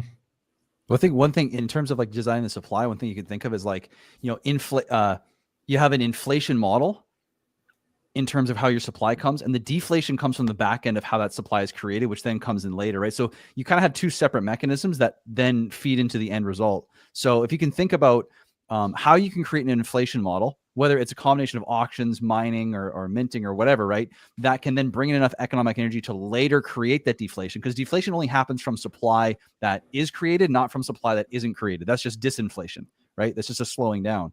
So I like what you got. I think you got some cool mechanics that you're trying out. And I think there's a balance there that you can get that will actually be really unique. Like I like the idea you had a short mining phase. I thought that was really interesting. And I was thinking about that when you're showing Draco. And as soon as you brought up Drogon and you did that, I was like, oh, there's something here. And so I think if you can balance what you've got with what Jake's saying, I think you'll have something pretty sweet, man. Cool, thanks. Yeah, I think it's an amazing idea, because you're basically building a TitanX variant, DragonX on top, but DragonX is going to be entering both sides, the mining side and the staking side. So theoretically, yeah, if you get everything right, it could be perfect. I was thinking, what would happen if you put a cap on the amount that you could mine? So let's say you want a max miner of 280 days, but you can only enter it. So that's only max miners, so you can only enter on the first day. But then it's like, if only one person enters, they get all of that supply on day 280. So it's like auction. That's really an auction. I mean, what you're saying, that's basically, but like delayed, so you have all that time in between. Auction. Like, but you have, right. Yeah. Like, how many people enter that, and then you kind of get it. But that's interesting. There's something there. Yeah. Yeah. The main thing with the setup is just you want to have an infinity loop in the middle, and you don't get an infinity loop by making it stop. Yeah, we did actually have a daily cap on mining. I talked to Eric, and also we're talking to Eric about potentially integrating with PowerX on Draco, which is cool, because then we can mint with ETH, and so he's like, most of the economic energy coming from PowerX will come through ETH, so it's like, and that'll go straight through TitanX, the next 28, which will be kind of fun. But anyways, so yeah, yeah, I pulled that cap though, because it's like the in one sense, that's not the issue. The mining will stop once it becomes too expensive to mine. The mining will stop once it becomes too expensive. 100%. For sure. It does in every protocol. It does in Helios. Exactly. And everything. Yeah, so it's basically a supply get out mechanic. So if you then build on the staking payouts, it doesn't last, because they don't get fed if nobody mines. Well, that's the idea, that the initial engine gets fed, and then the protocol uses that engine to keep the payouts going to both sides of them. That's the idea. Yeah, it's not gonna work, because when the mining ROIs, for example, mine is 90%, then you go in with Drogon with 10 grand and get 1 grand out at the end of the mining. You know what I mean? But Drogon, you can only mine for 28 days, then it's cap supply. I know. I mean for the stuff that happens inside of Drogon, because it gets fed off the staking payouts. Yeah, the staking payouts remax mine. Yeah, but it's not it's a loop that gets weaker and weaker and weaker instead of stronger and stronger and stronger. Mm. Because if Drogon is the only protocol mining, well, sure. If it's Drogon's the only protocol mining, we don't have any participation at that point. You know, I mean, yeah, but that is going to happen because the mining gets so expensive but I that think there's only one thing that is willing to take a loss, and that's Drogon. say that again. I mean, it's because now we're getting too complicated. The idea is just when money gets too expensive, the staking payouts don't get fed. Right. And if Drogon is the only thing mining, it's a weaker and weaker loop because it gets harder and harder to mine, which means ROI goes down, down, down, down. So it only gets weaker and weaker instead of stronger and stronger. Yeah, so this is actually a conversation Jake and I had when I first brought Taurus to him, where I had a super aggressive mining curve, and it clicked when we were talking about what happens here. And is as your mining curve goes up, essentially you have a fair value no matter what. You have token, let's say 1,000 or 1,000,000 TitanX, right? Gets you this many tokens. So therefore, whatever the price of that TitanX is the value of that equivalent. That's the fair market value, right? And as you're creating that curve up in mining, you're essentially raising that price floor. But if the price is still down here, right, you're essentially making people go negative as this goes up, and the price needs to be able to follow that in order for at least fair market value to even be zero across the board in an ROI perspective, and make people even want to get in at all on it. So the trick is to find some kind of model. And this is, I mean, Jake, you're well more versed than I am in this, but what you iterated to me, and I'm really understanding now, is there's a balance, right? You want to get that curve right so that the mechanics underlying can either bring up the floor, or the incentivization is there for people to bring up that floor. So that way it follows your fair market price. So people then will get in. And that's why the auctions work so well, is that there's that predetermined amount that people can get in on. And an auction or something with a pool, does seem to do the best. I mean, Taurus is the same way. There's like a pool, right? There's a certain amount coming out per day. And effectively it makes people get an ROI when there's less people in it. So, but I think, yeah, if you can adjust your mining curve to be a little bit less aggressive, I mean, and this is something we can do off stream as well. Now I would just change it. I would do it auctions. It's a way, way, way better model to get what you want. Yeah, because auctions close at market price no matter what. So even if the price is low, the auctions still close. There's still stuff coming in. Because there is an arbitrage. If nobody's paying attention, somebody can make a quick 2x. If nobody's paying attention. So auctions always fill up. Yeah, I would actually consider combining them. I don't think you need two protocols. Maybe, like, for example, a Shogun style. Yeah, I think the two protocols here are overkill.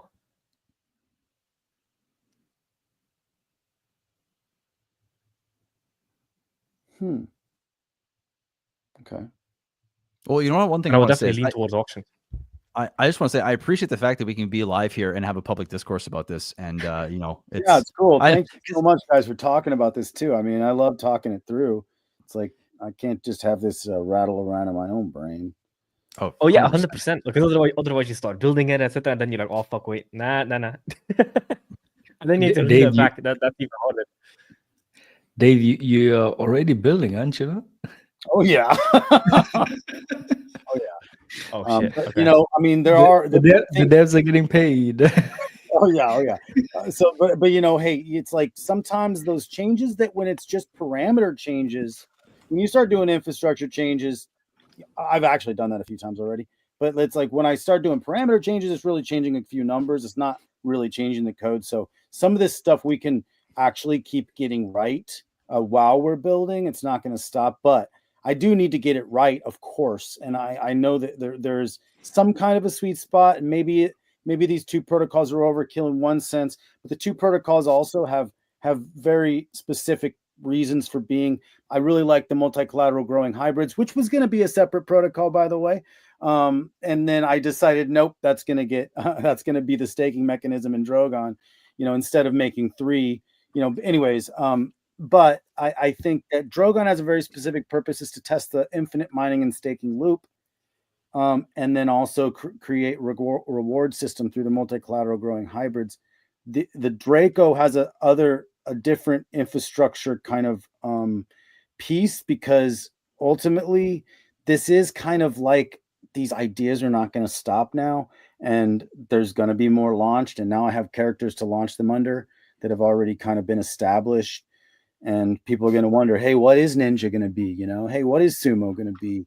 What's Flora going to be? And it's like, well, I don't even know yet, guys, on some of these. But anyways, I appreciate that. I actually take everything you say and I really process it. I'm going to rewatch all this stuff, and absolutely. But infinite auctions, yeah. And that's actually why we're doing it with, like, it's mining / infinite auction with Drogon. It's like the input side of things is actually, and being cap supply. And the way we're setting up the LPs is kind of fun too, because we're taking some direction off some other protocols that have done it really, really well now. And so it's like, I love the Volt style LP creation with the LP thickeners added. And then also the even the Lotus style, the Eden style LP creation.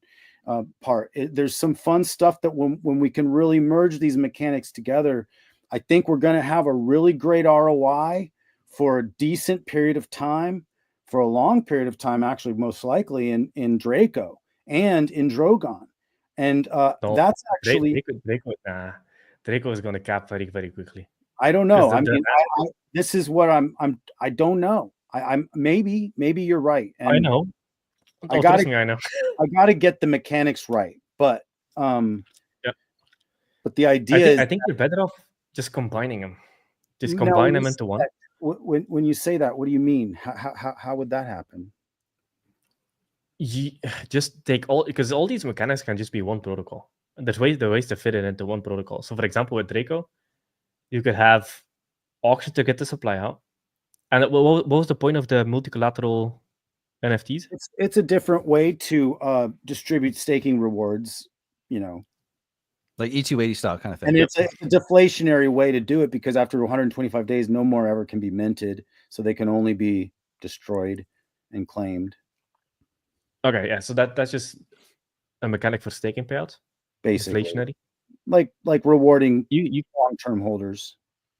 You can do that. Just make Draco a perpetual auction, and then put the NFTs in there, and then maybe you could have liquidity pools with everything like Shogun, and then feed the NFTs through the transfer taxes and the buy sell, and then you have something that can last forever, because trading volume always runs through pairs. There's always a reason to fix a price somewhere.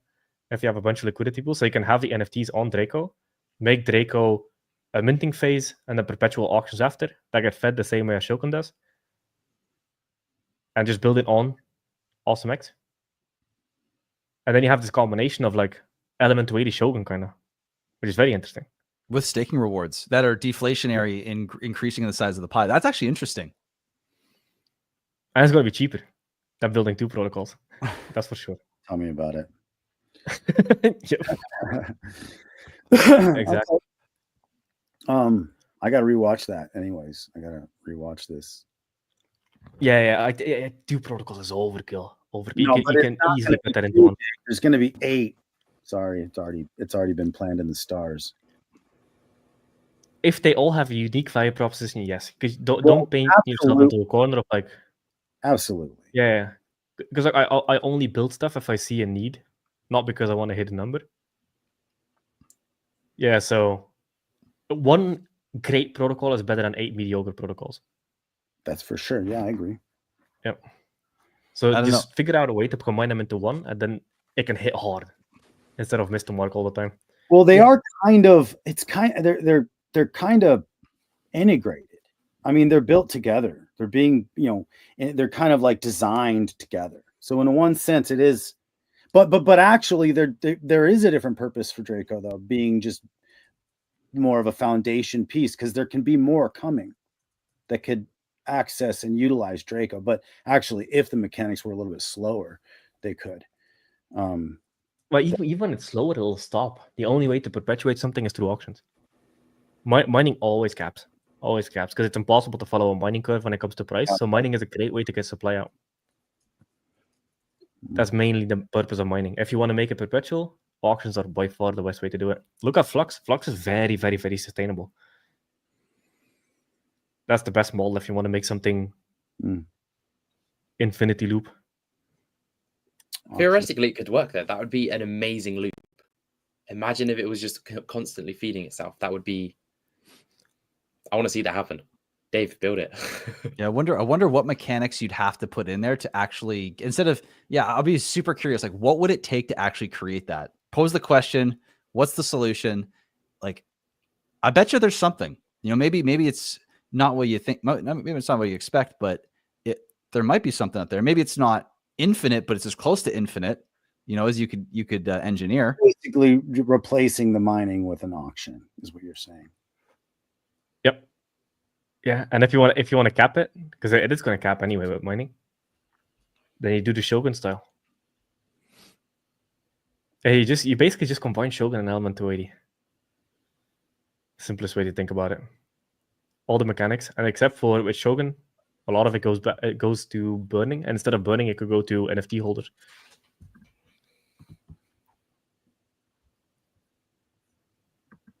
Mm-hmm. I think that could hit.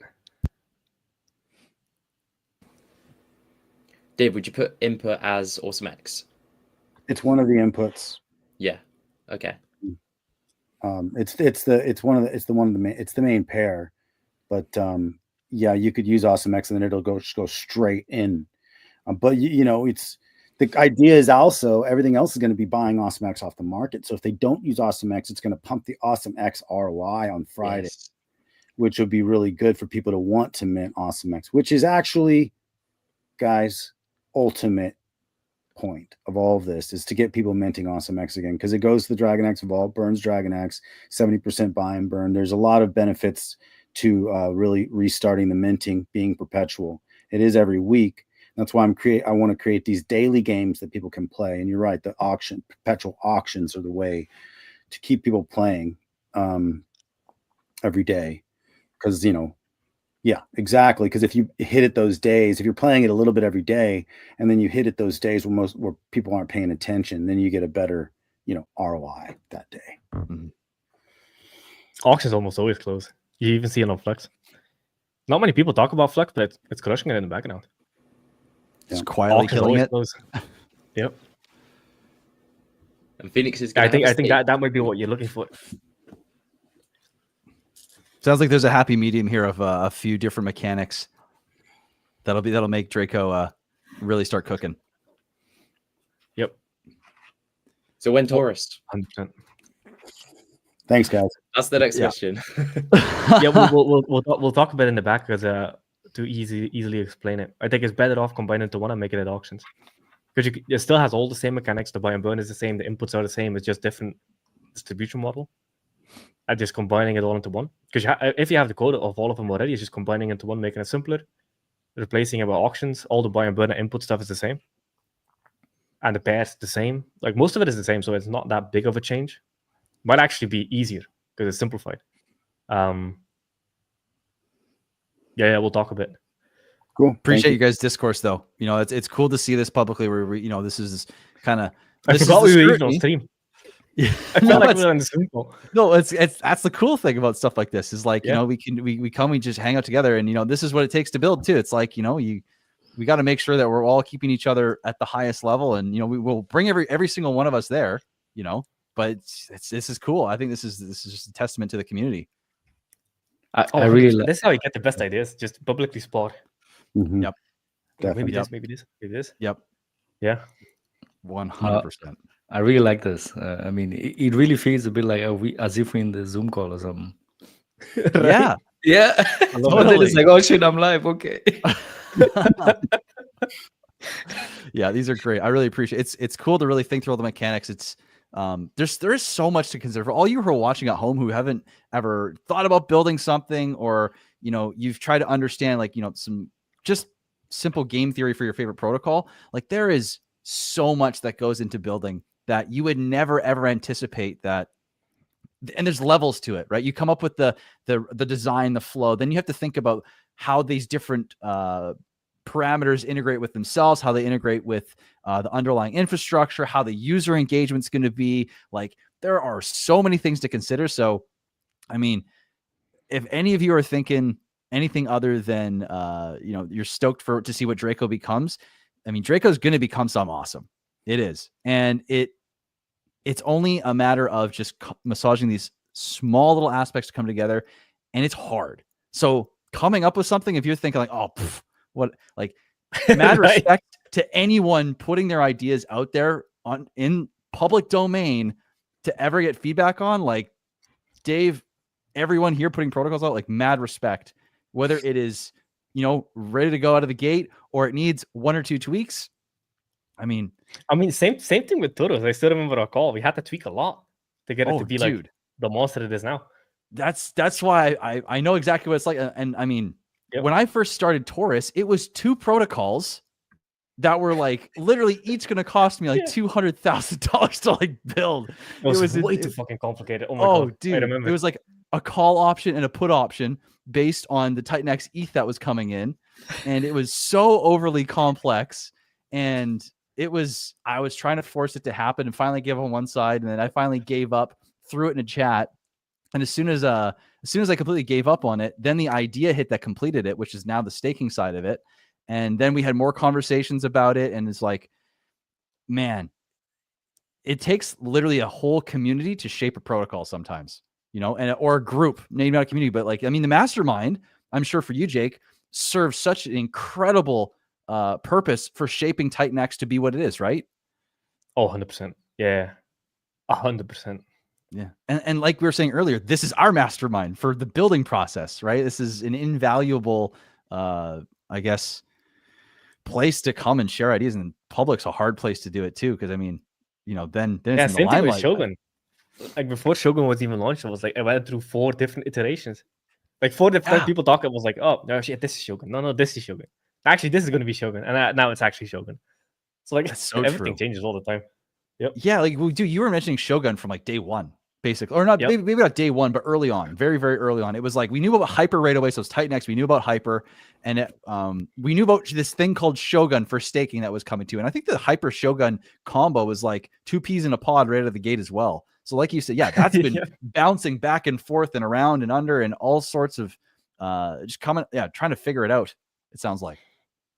Oh yeah, then you just get this monster. Like Shogun is fucking incredible. I love Shogun. We're almost there. 10 more days of the fair supply distribution. Then yeah, it's crazy how fast it's already deflationary. It's crazy, man. It's crazy how fast time is going here. But if I may, I'm going to self-indulge here for a moment. I see a comment. If you guys are okay, when Taurus, when Taurus is coming Q1. Now it's about to go into the build phase.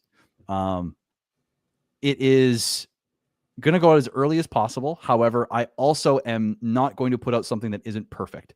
So if it takes an extra month, I don't care. It is going to come out when it comes out to make sure that it is exactly as intended to be able to mature, to be able to give the results for the ecosystem and for you who are watching, who want to participate, the actual results that you want when you participate in a protocol. I don't care about anything else other than making sure you guys win. And if it's not going to make you win, I ain't going out. So, I mean, yeah, that's all I got to say on the when Taurus part. But I mean, we could go into any aspect of Taurus if you guys want to talk about it. If you guys questions, because I mean, there's so much we haven't talked about when it comes to Taurus that I haven't seen anyone, ask the questions for. So I can lead if need to be, but I'd be really curious with you guys, like where your head's at, what you're trying to figure out right now. And same with the chat if you're watching as well. I understand it. Lead it out, and then let us grill you on it and see what we got. All right. So I've been really actually, I'm gonna stop my cam because my battery's about to die here, and I'm gonna have to change my battery on the fly. But one thing I think is important to note is Taurus is not your average mining protocol. It is way, way, way different. It's not, your cost base is not set from the start. It's essentially, you can compare it directly to Bitcoin mining pools, where everybody's competing for a share of the pool. So it's almost like a long-term auction that never ends. Same way Bitcoin mining never ends. It's just more people enter the hash pools, and then the Bitcoin splits among them. As they do that, they strengthen the network. Taurus is very simple. Just implement it on the Ethereum chain, on TitanX. That would be a better mental model to get your head around Taurus. It's not the same as Hyper. It's not the same as Hydra. It's way, way, way different. Like, so you have to look at Taurus from a very fresh lens. 100%. Mining might not even be the best word. Maybe creation. Well, that's the verbiage I have. I've been allowing Yep. people to still use mining, but it's create, stake, and Yep. earn. Those are the three things, because it's not mining. You're creating tokens up front, and then you are additionally, like you said, you're earning them on the back end. So this creates this wildly dynamic system. Like, when I say wildly dynamic, that's not an overestimation. That's not a hyperbolic statement. Like, this is the premise of the protocol: is if there's less people in, there's more profit to be made, right? But if there's more people in, right, it's more decentralized. The system can handle the amount of ROI that's coming out. But what will happen is, because the ROI is strictly based off of people that are either creating or staking and having or earning within that pool, you get in this crazy environment where the moment, if anyone decides, I'm not going to create again, I'm not going to compound, or I'm not going to stake again, the ROI for that pool increases because one person's not going back in. And so you get, let's say on day 88, if you get a ton of people that are finished creating, right? And then all those people end their claim, or they just basically get removed on that day, the ROI on day 88 is going to rocket back up to as if they're not in the pool anymore, which is going to force people to look at Taurus and want to participate again. And this is something that people haven't really understood yet, is that over time, if people abandon ship, that just means the people that are staying in it are going to win harder. And so you can't turn a blind eye to it, because the moment you do, someone else is winning and where you should be. Yep.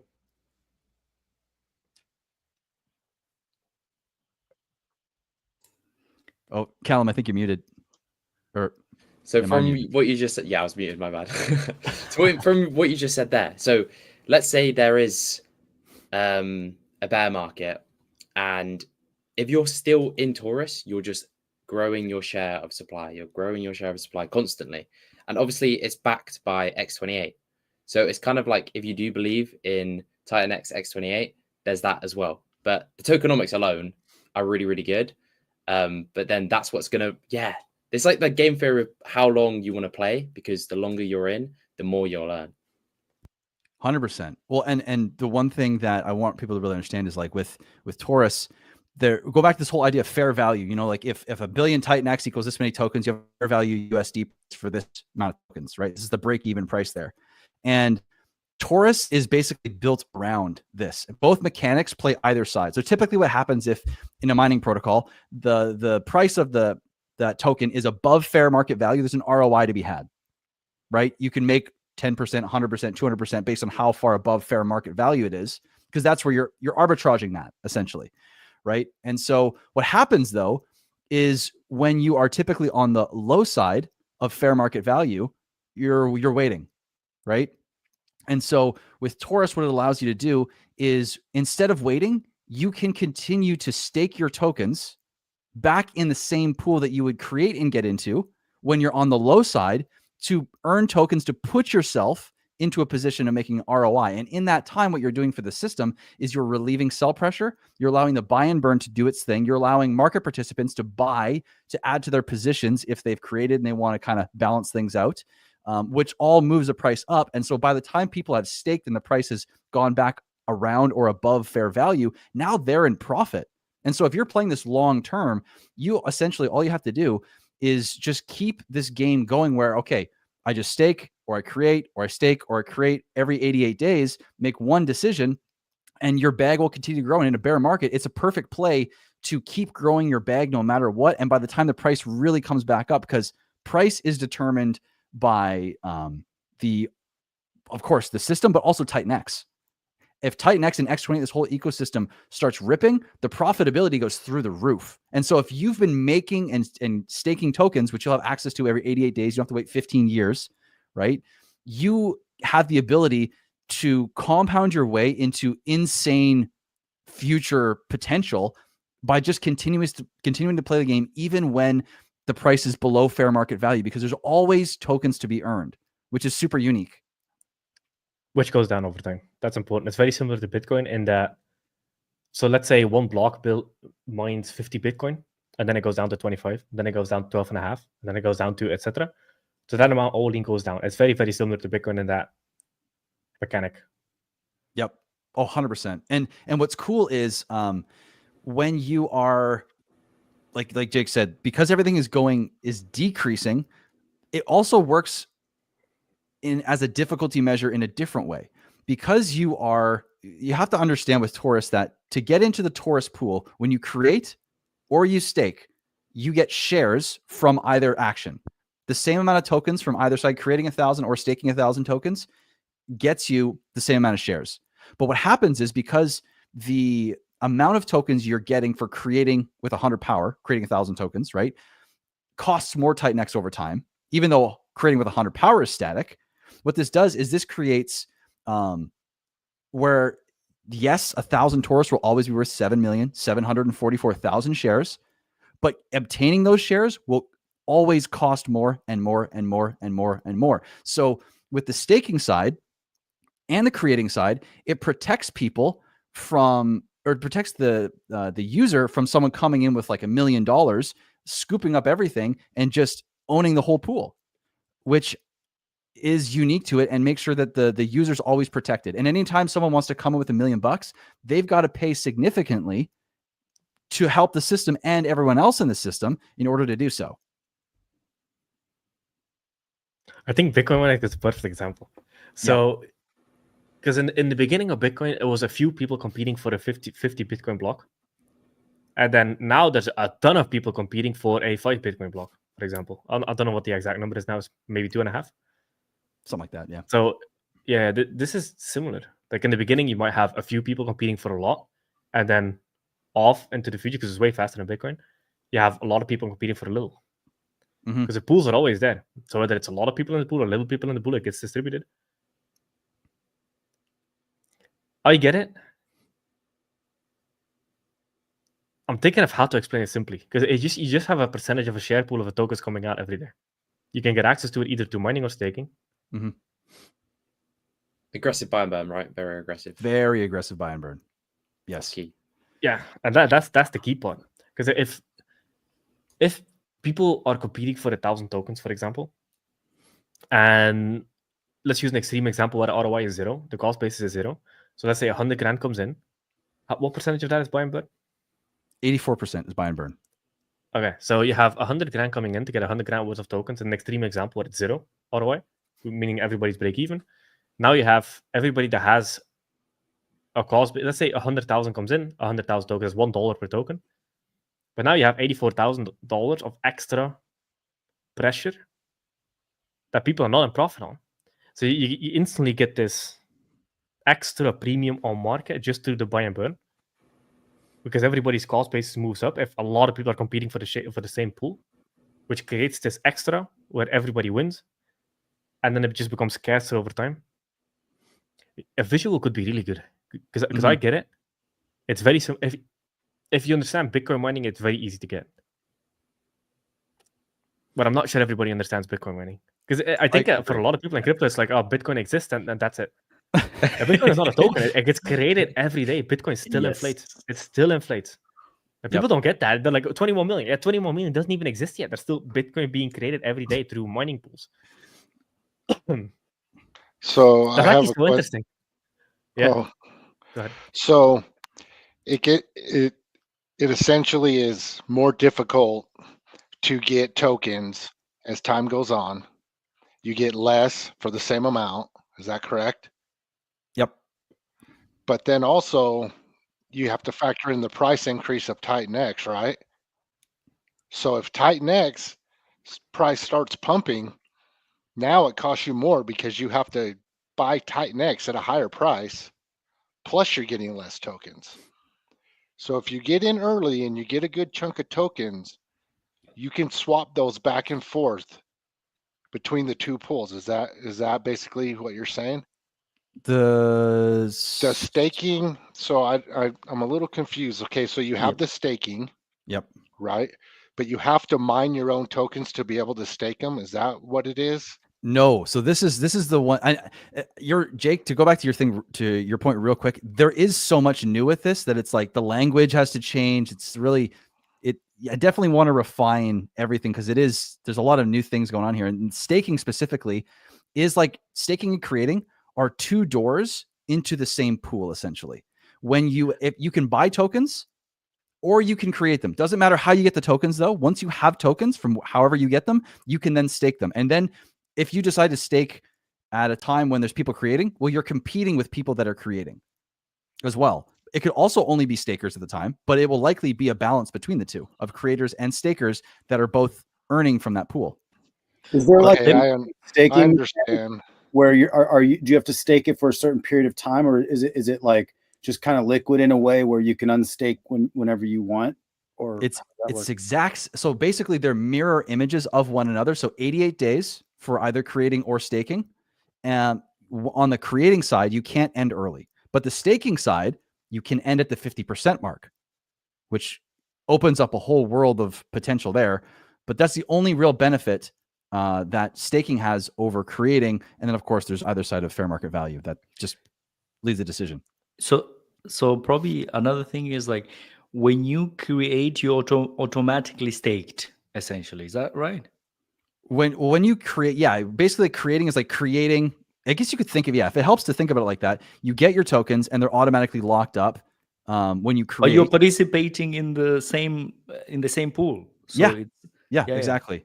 But so essentially it's like when you create, you automatically staked, essentially. Yeah, they're Because both kind of the same thing. Yeah. Okay. Exactly. You can think about, go back to the Bitcoin thing for a moment. It's like, instead of being exit liquidity for the miners, you can become the miners in Bitcoin.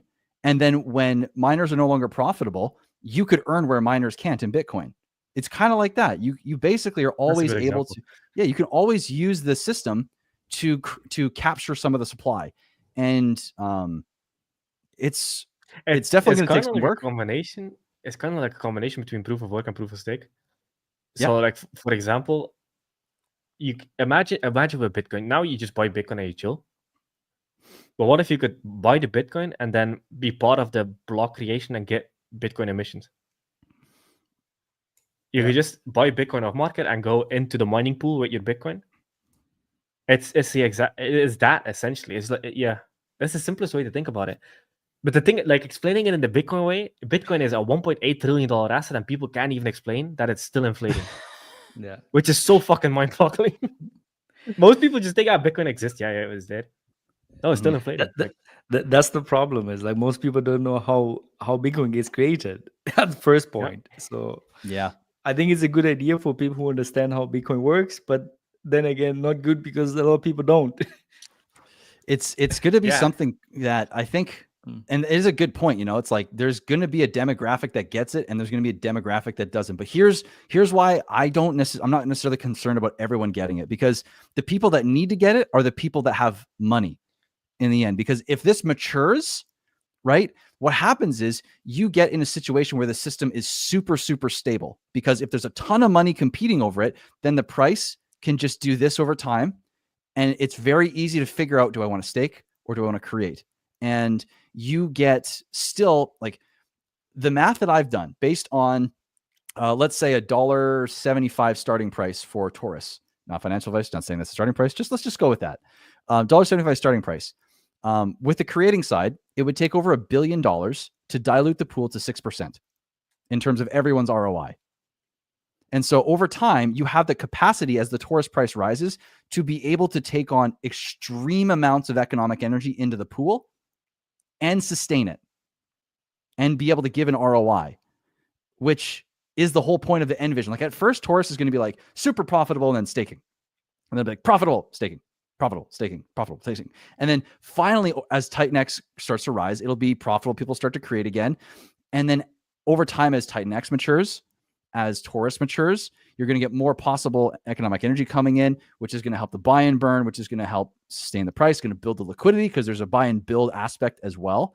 And eventually it gets to a point where now, like TitanX, instead of having this gigantic seesaw back and forth, like all protocols do in the early days with volatility, it's going to be a smoother curve on either side of fair value, right? It's going to bounce back and forth, and it's not going to have these crazy swings.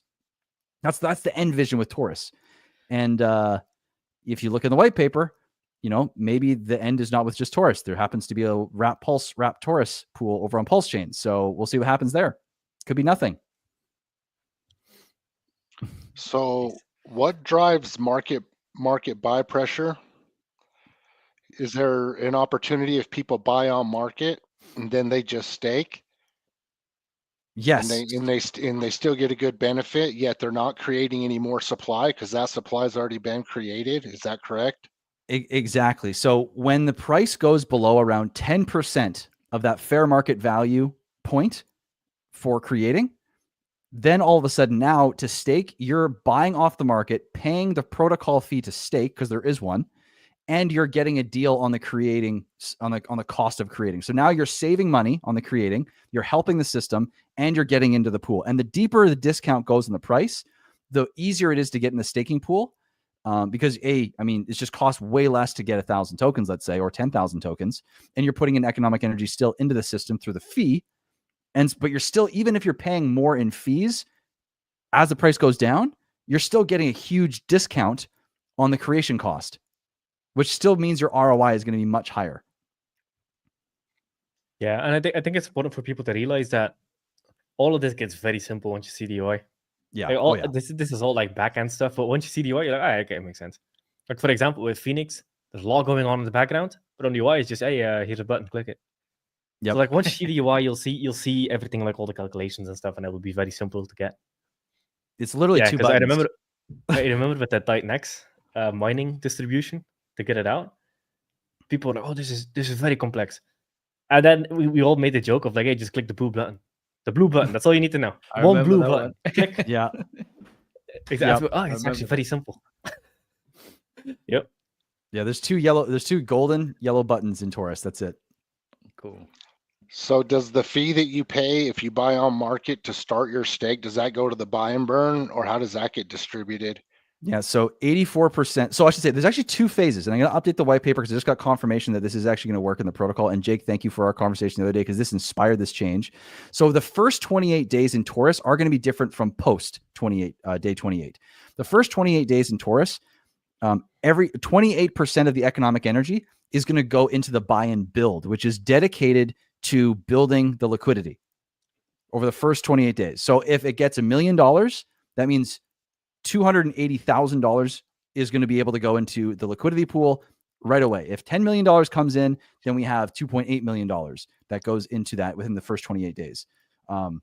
And so then you have 64% that goes to the buy and burn over that first 28 days, and then 8% goes to Genesis. After day 28, so there's only three aspects. There's buy and burn, buy and build, and Genesis. Once you get past day 28, 84% is the buy and burn number. And you also have an 8% buy and build for long-term sustainability and growth. So you establish the initial liquidity and then transition to slow building for adoption over time. So it scales relatively smoothly. And something that I want people to understand too is 8% buy and build is still buy pressure on Taurus.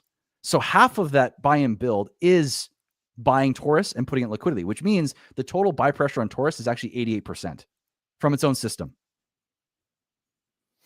Wow. I like that. That's like the highest buy and burn on kind of a staking, mining or create kind of protocol. I can't wait to see what that does. And a lot of the supply is going to be locked away. So it's going to be really interesting. I've been really doing some deep thought on how to really utilize the different aspects of the system. And I think people are going to be surprised by how well things will be able to go, especially with that first 28-day phase. So for lack of a better word, or maybe it is the right word, for users, you're basically doing an arbitrage between these pools, whichever one is more profitable. You're staking or you're creating. Right. The only thing I would say to change that a little bit is you're creating and staking. But what happens? So I guess one thing to talk about is the shares. So when you create and you stake, you create shares based on the tokens you're creating or staking multiplied by the length, essentially, right? And you get a number of shares. Those shares then are now separate from creating and staking. Now you have the main mechanism that is looking at what shares exist, doesn't care if they're staked or created or where they originated from, and you're earning from the Taurus pool based on your shares. Does that make more sense? Oh yeah, for sure. Yeah. For sure. So it's a share. Yeah. So you have a share system within Everything's Taurus. based on the shares. Yep. Gotcha. 7,744,000 shares will always be what 100 or 1,000 power or 1,000 Taurus will be worth in the system. Okay. Okay. I got it. That helps a lot. Thank you. No problem. I mean, that's why I mentioned earlier, probably, I think it made more sense for me is like, whether you create or you stake, at the end of the day, is like you are participating in the same pool. So when you create, you automatically staked, essentially. You participate in the same pool, effectively. Yep. 100%. The only difference is by giving you tokens up front and then going into the pool on the creating side, then you're able to compound and essentially take advantage of higher prices, which builds your bag faster. It's kind of like if you think about if you can think about Bitcoin, right? The fair market value for mining is based on their profitability. It's the cost of equipment, cost of facility, cost of electricity, and then that's their baseline, what their break-even price is. Anything on top of that is profit, right? That same break-even in Taurus is how many TitanX it takes to create that amount of Taurus, right? When you do the math there, that's your fair value. That's your break-even point. So in Bitcoin, I'm sure mining farms don't necessarily do this, but there's some that I'm sure that will. When you are profitable as a Bitcoin miner, you have two options. One, you can toss it in your bank account, or you can just store the Bitcoin, or you can use that money to get you more hardware, to build you a bigger farm, to earn more Bitcoin and have a higher probability of earning an ROI, right? That's the premise of creating. Being able to do that, what you can do with mining hardware on the Bitcoin or in the Bitcoin system when you create. And then the opposite side, and then the other side is opposing, where you can then take advantage of just holding coins when doing that doesn't make any sense, right? When that's not profitable. It's just the whole completion of that, the loop there, if you will, or both sides of that. It's actually the exact same. Because like even it's the exact same as Bitcoin now that I think of it, except for like you stake. Because the way it works in Bitcoin is during every bear market, you have a period where the miners go negative. And that's when it's called miner capitulation, where they're forced to sell to even get back to break even. That's called miner capitulation. That happens all the time in Bitcoin during bear markets. So I was going somewhere with that. Yeah, so what happens then is the market buys. Essentially, the market then trades up to the point where Bitcoin miners are profitable again, and then the hash rate of the system goes up. It's essentially kind of that. So you can think of when mining is profitable, people do mining hardware to mine the Bitcoin because it's profitable, and they make an ROI, whatever it is, 20%, 30% over a year. I don't even know how much it is. And then once it goes negative, people just buy the tokens instead of mining it. Now, in general, buying the tokens has always outperformed just Bitcoin mining. But Taurus is way different when it comes to that aspect. But yeah, when mining becomes unprofitable and mining servers start shutting down, they essentially switch to buying Bitcoin until it's profitable again to turn on the miners. Yeah, so you can kind of like mine, stake. It's very similar. Mm-hmm. Mm-hmm. And again, like we said before, this is like the more back end. This is the deeper side of things. But it's cool to go here. If you can really get the premise of Taurus, you really get the premise of Bitcoin. I mean, this all translates to understanding stuff like Phoenix, TitanX. I mean, you got with awesomex, Draco, with Blaze, Stack, all this stuff applies. Like when you start to understand the deeper mechanics here, it just helps your decision making. So yes, in a simple front, create or stake. And for the record, this is how easy it's going to be. You're going to go to the dApp. It's going to have the create page, and you're going to be able to toggle between create and stake. You're going to see a big number that says the ROI for create, and you can toggle over to stake. And if the number is bigger on staking, that's how you make your decision. If the number is bigger on creating, you create. It's really that simple. You don't need to go, and you don't even need to know about anything we're talking about right now. You just need to be able to understand what that number is versus that number. Yeah, it's usually that way, isn't it? It's kind of hard to explain because all the heavy lifting and everything that happens in the background. But usually when you look at the UI, it's like, oh, that's simple. I remember people had an extremely difficult time grasping Blaze. And then the UI came out. Well, there it is. Pretty damn easy, Yep. So yeah, I agree with that. That's a great point. That's a great point. And soon, I don't know when I'm going to be able to put that out, but at some point here, I think we got to get a little bit further into the build phase. So let me ask you another question. I think Sure. so. Essentially, when you create or you stake, you participate in, like, you're in this pool essentially. So are the tokens be distributed in that pool, and that's how you get the tokens, or how does the pool gets their token, or how does the pool gets fed? So so in day one, there's going to be no tokens distributed. It'll be day two. On day two, when that day ticks over, the system says, okay, when it comes over, it looks to see how many people, or the shares in that pool, who has those shares, and all the tokens that were to be emitted on that day. On day two, it'll be 100,000. 100,000 tokens will be distributed to anyone that has shares when the day ticks over to day two. And that's cumulative. So it's not based on when you end your stake or your creation. It's not based on, it's based on the day-to-day when you're in the pool, how many shares you had relative to everyone else on that day. So earlier on, you're likely to make the most, because the most amount of tokens, the least amount of people that know about it, right? As time goes on, more people are likely to enter the pool. There's more likely to be dilution.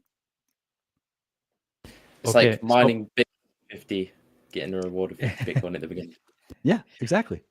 Okay, I see. So probably like on day two, there is a certain number of tokens get emitted, and if you're part of the creation path, you also have a particular share essentially. So you're gonna get, but are those extra tokens you get on top of what you normally create?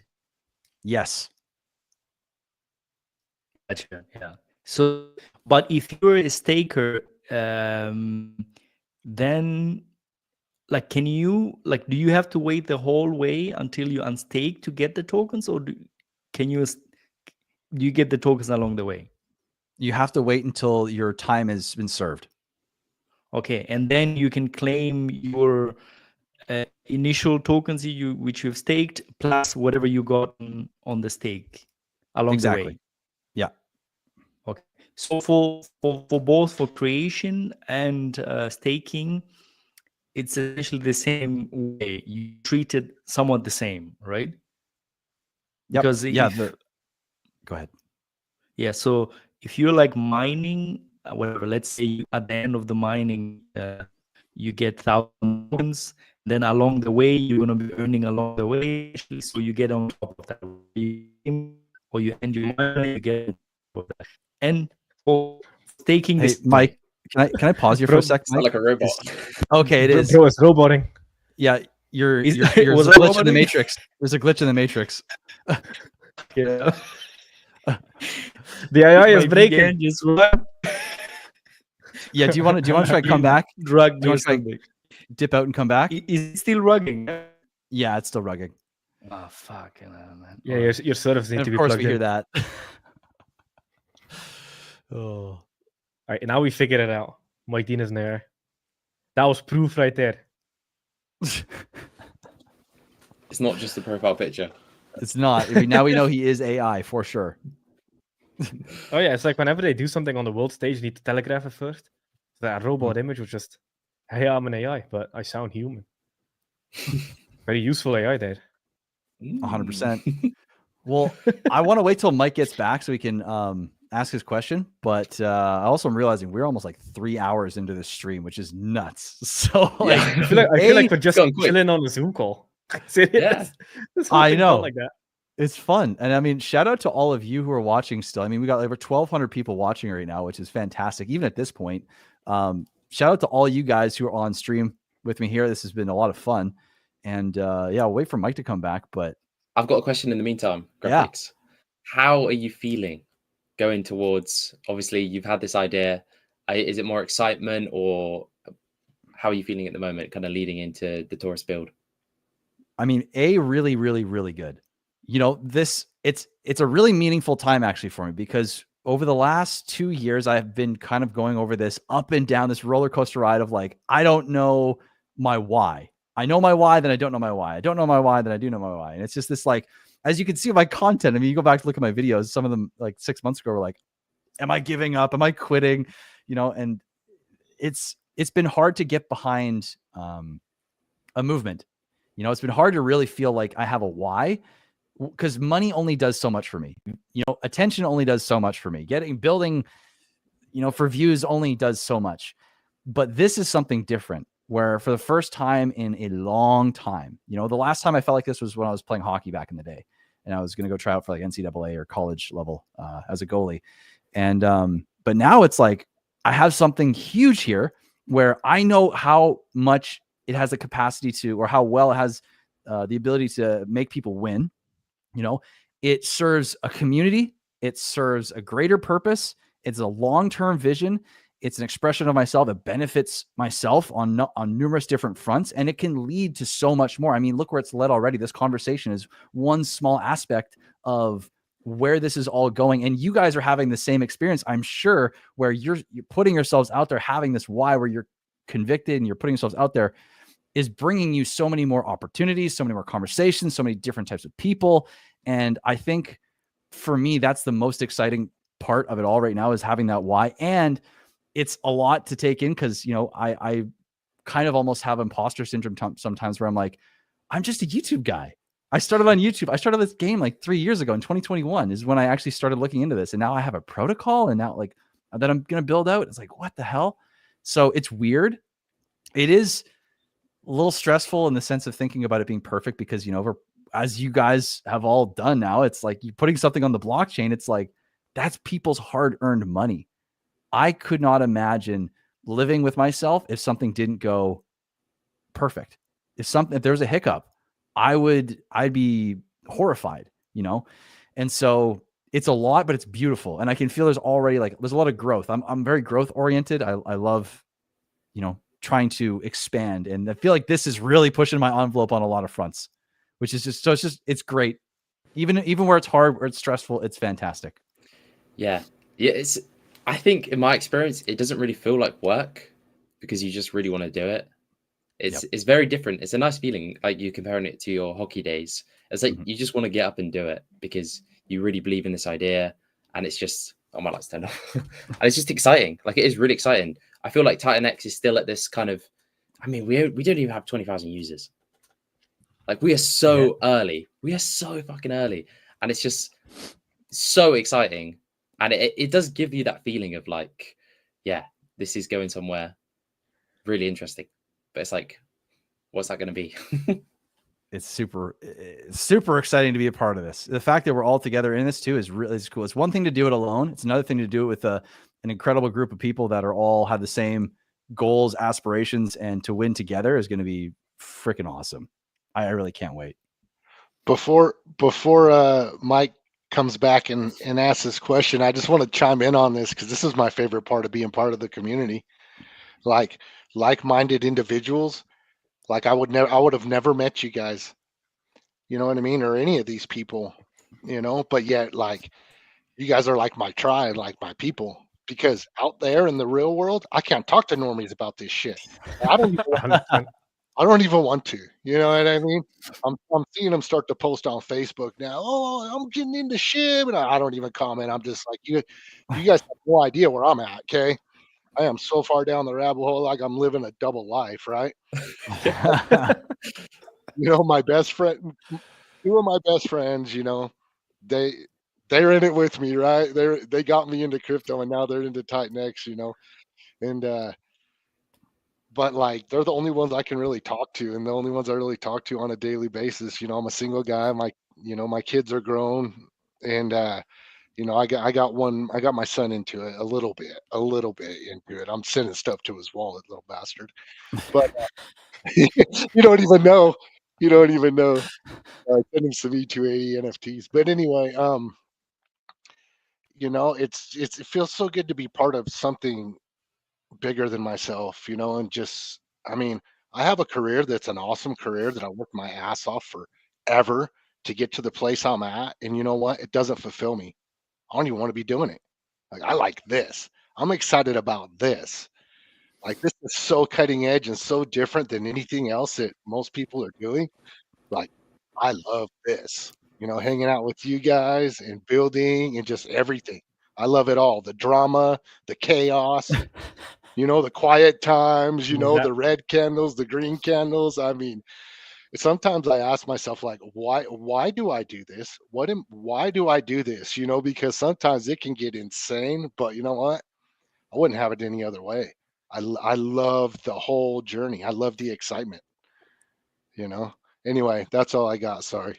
Oh, beautifully said. Yeah. I couldn't agree more. I mean, at some point, whether you do that with a little bit of money or a lot of money, the goal of life is to just be busy. Like I remember there's this whole I think it was Hormozy that said it. He said that the first thing God gave Adam was work, a job, before he gave him a wife. The first thing God gave him was work. So like people have this idea of like, I'll become rich and retire. Yeah, I've been there, done that. Like it's very, very boring after 2 weeks. You're like, because you have 24 hours in a day. You go to the gym, you go to the sauna, you walk on the beach, and then you're like, oh fuck, I have 18 more hours. What the fuck am I gonna do with my life? And then you go to this existential crisis of like, what is the meaning of life? Why are we even living? Why are we here? All this work is useless. All this time I'm spending is useless. We're gonna die anyway. And then you come to the conclusion that you just need to find purpose in work, and being busy is the goal. Like the first thing God gave Adam was work. And I was like, damn, that's deep. It's a great point. There's one more layer to that though, because there is a difference between your work and a job. And like your work is actually has been assigned to you. Your job is what you can when you can do when you need. This is why when people don't understand the difference between that, they think their job is their work. Very few people can find their work in their job. Now, a lot of people, some people can, but for the most part, your work is found separate from your job. The job is the thing that you got to have. That's why when people try to find passion in a job that they have just for money, it's really hard to find that. And that is a job. You have to have your work it doesn't always have to be separate. And sometimes you can make your work when you figure out what your work is, why you're here, what your purpose is. Now it's like, now you can get obsessed with that direction, and it's actually passion, and it's a good, healthy obsession for the direction of your life. So if you can make your job, come over, be part of your work, boom, that's great. If you try to force your job into as your work, and if it's not really your work, it's kind of hard. It's really hard to do that. And so we just got to understand there is something different. If you're not stoked on what you're doing, it's okay. We need jobs and stuff here and there, but find your work. And when you find your work, you can't stop. It's like, you can't stop it. It's like you won't ever retire from your work. It's not something you would ever want to retire from. You want to retire from your job, but not your work, man. Your work will happen all the way till you're gone. TitanX up keeps me busy, all right? I tell you that. Is that your work? Is that your work, Mike? Dude, that keeps me busy, man. It's like, because Jake might have like an idea. It's like, hey, Mike Dean, can this be done? The bubbles, man. I was like, shit. And gotta put the AI to work. I'm like, dude, prompt Mike Dean. Yeah, Mike Dean GPT. Not going to sleep now. I'm gonna work on this, and then okay, no sleep. We have the bubbles now. The bubbles are so cool. I love them. Yeah, dude. So the bubbles I love them. That's nice work. Yeah, as if we're an ecosystem that's as new as we are, and we have the damn bubbles already. Like, come on. If that ain't a W, I don't know what is. That I have them like the last 2 days, just on my third screen, just there the whole day. Just like, oh, looking at the bubbles, like, oh, look at that, it's getting bigger now. the most that Mike doesn't sleep, he just plugs in. There we go. That's good. Oh my god, that's great. But Dave, I can 100% agree with that. I think those are powerful words, and it's true. When you find your work, not your job, you get a level of energy and motivation that transcends any challenge. Any reason for you not to do it doesn't even exist anymore, because you start focusing on problems, and you start focusing on solutions. I think that's the biggest difference maker I've found. And I'm sure you guys, Jake, yeah, you're nodding, is like, when you find your work, you find solutions, and that's it. You keep and you work until you find solutions, and you don't even think about the problems. It's crazy. It's so cool. 100%. Like, I like a lot of Moseyisms. So he also the one thing that he also says is just your life becomes meaningful when you strive to be useful. Just be useful. When you're useful, you have solutions to people's problems. Once you have solutions to people's problems, they'll happily exchange money to get you to solve the problem that they can't solve themselves. And that's you become financially free. They have a problem solved. And there's also this whole idea of like Elon Musk used to say, he had the saying, I would rather help a lot of people a little than a few people a lot. Crypto is kind of that, and that's what fair launch is. Instead of you have a chart that goes up 100x, but in reality, it's only 2 or 3 people that actually made 100x, and everybody else is extra liquidity for those 2 or 3 people. Nobody really realizes that. That's one thing. And with a fair launch, you get everybody in at the same. Everybody has the same opportunity, and then you launch. So you help a lot of people a little, or a lot of people a lot if they're patient. It's like the purest form of being useful. Fair launch is the purest form of being useful in crypto. If you have a great idea, it's the best way to be useful. Fair launch. Yeah, because if you help a few people a lot, you end up benefiting 3 people and hurting 997. That's not a good trade. Yeah, in an environment where it is player versus player, yeah, that's you don't want that. You want the widest winning ratio possible. That's when you're really impacting. 100%. Yep. Mm-hmm. That's what TitanX is all about. Yeah, there's nowhere else to build. I mean, the ethos here is the reason for all of this. I mean, you build something great, but then the ethos is on top of that. And now, really, we have to protect that ethos. It's really important. Yep. Mm-hmm. So I'm not rugging anymore, I believe. No, you're good. Okay. I think my VPN is working again. So I don't know. Can we take this back to Taurus again, or have we moved on? Sure. I mean, we're 3 hours in.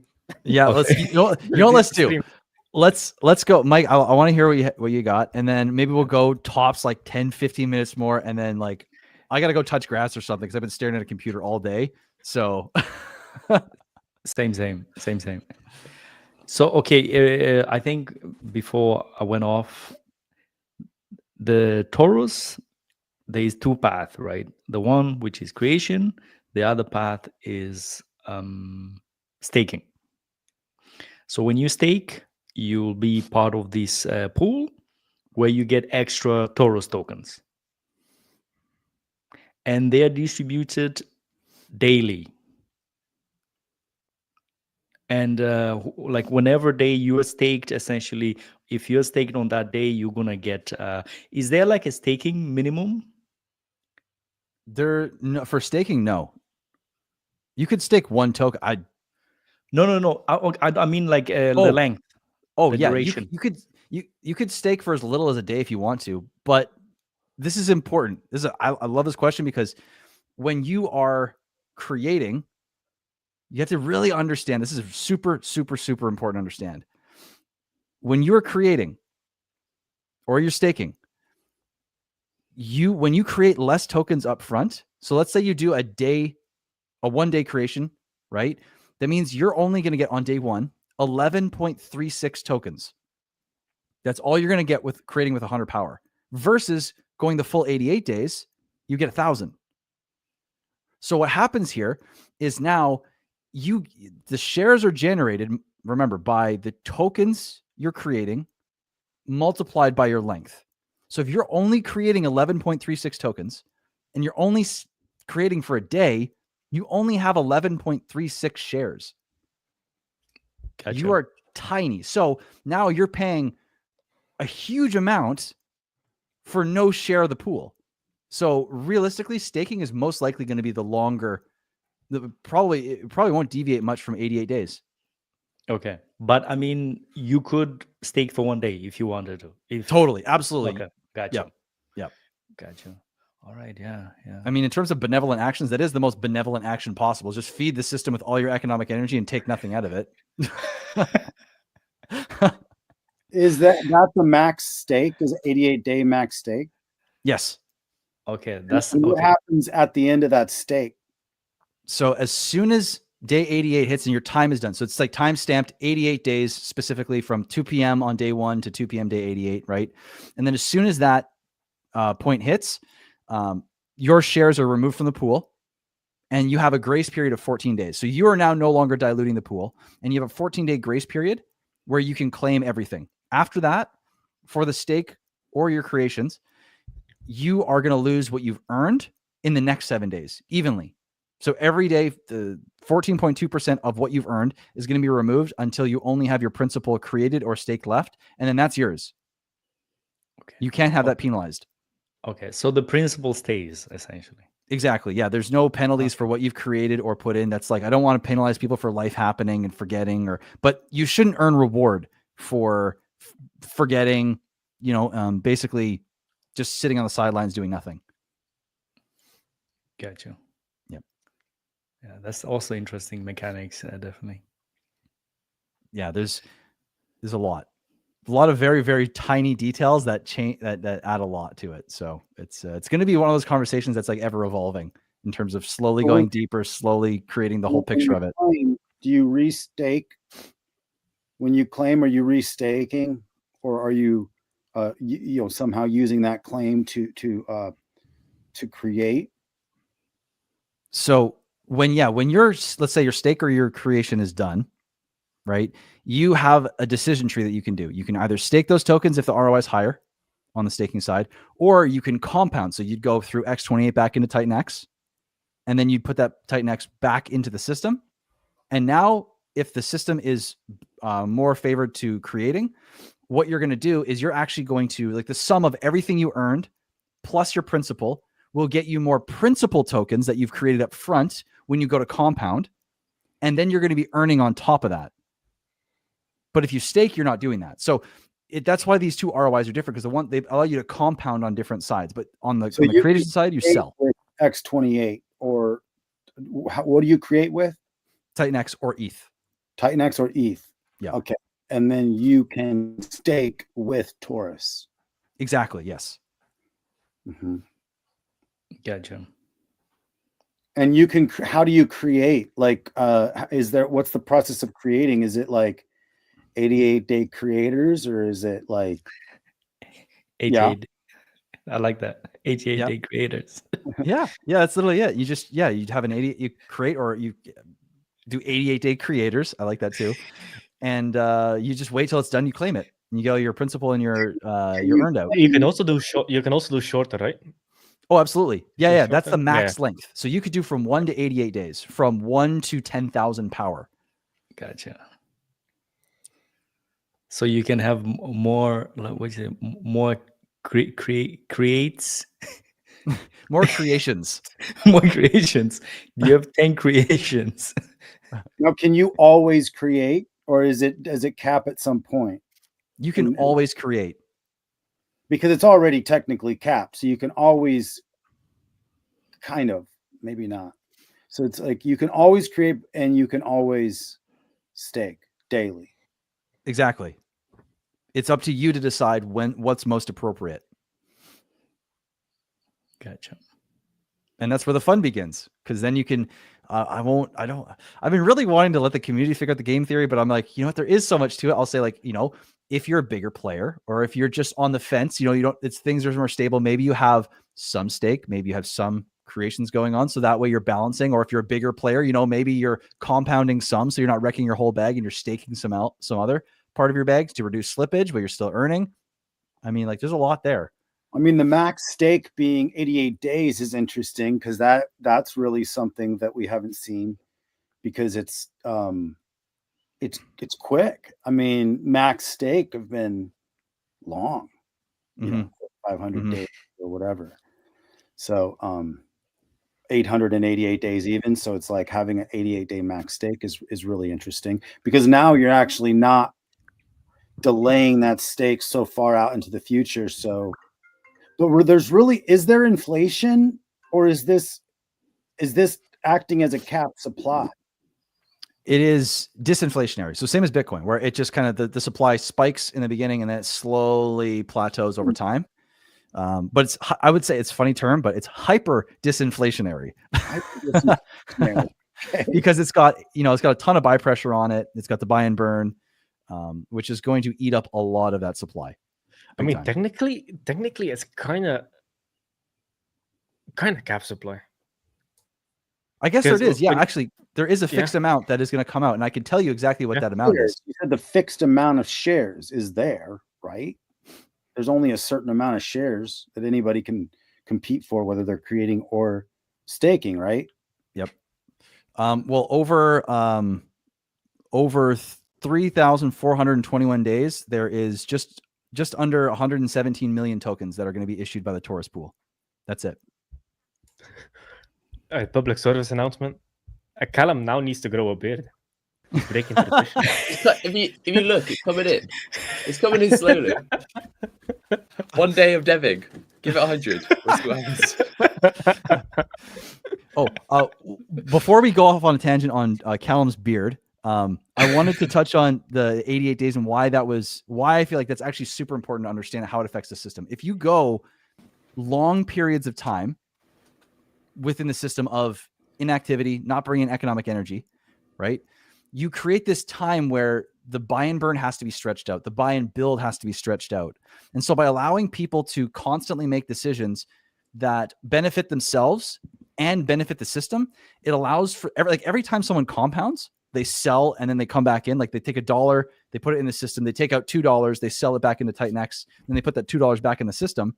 They're essentially compounding the buy and burn over time. And so an action that is selfish for a user is also the best case scenario for the system as a whole and for everybody else, because you're giving the system more leverage to work with and more economic energy to work with over time. So by staking and creating for 88 days, you're allowing all that economic energy to constantly be rebuilt, instead of it just being punted out for like a long time and being stretched thin potentially.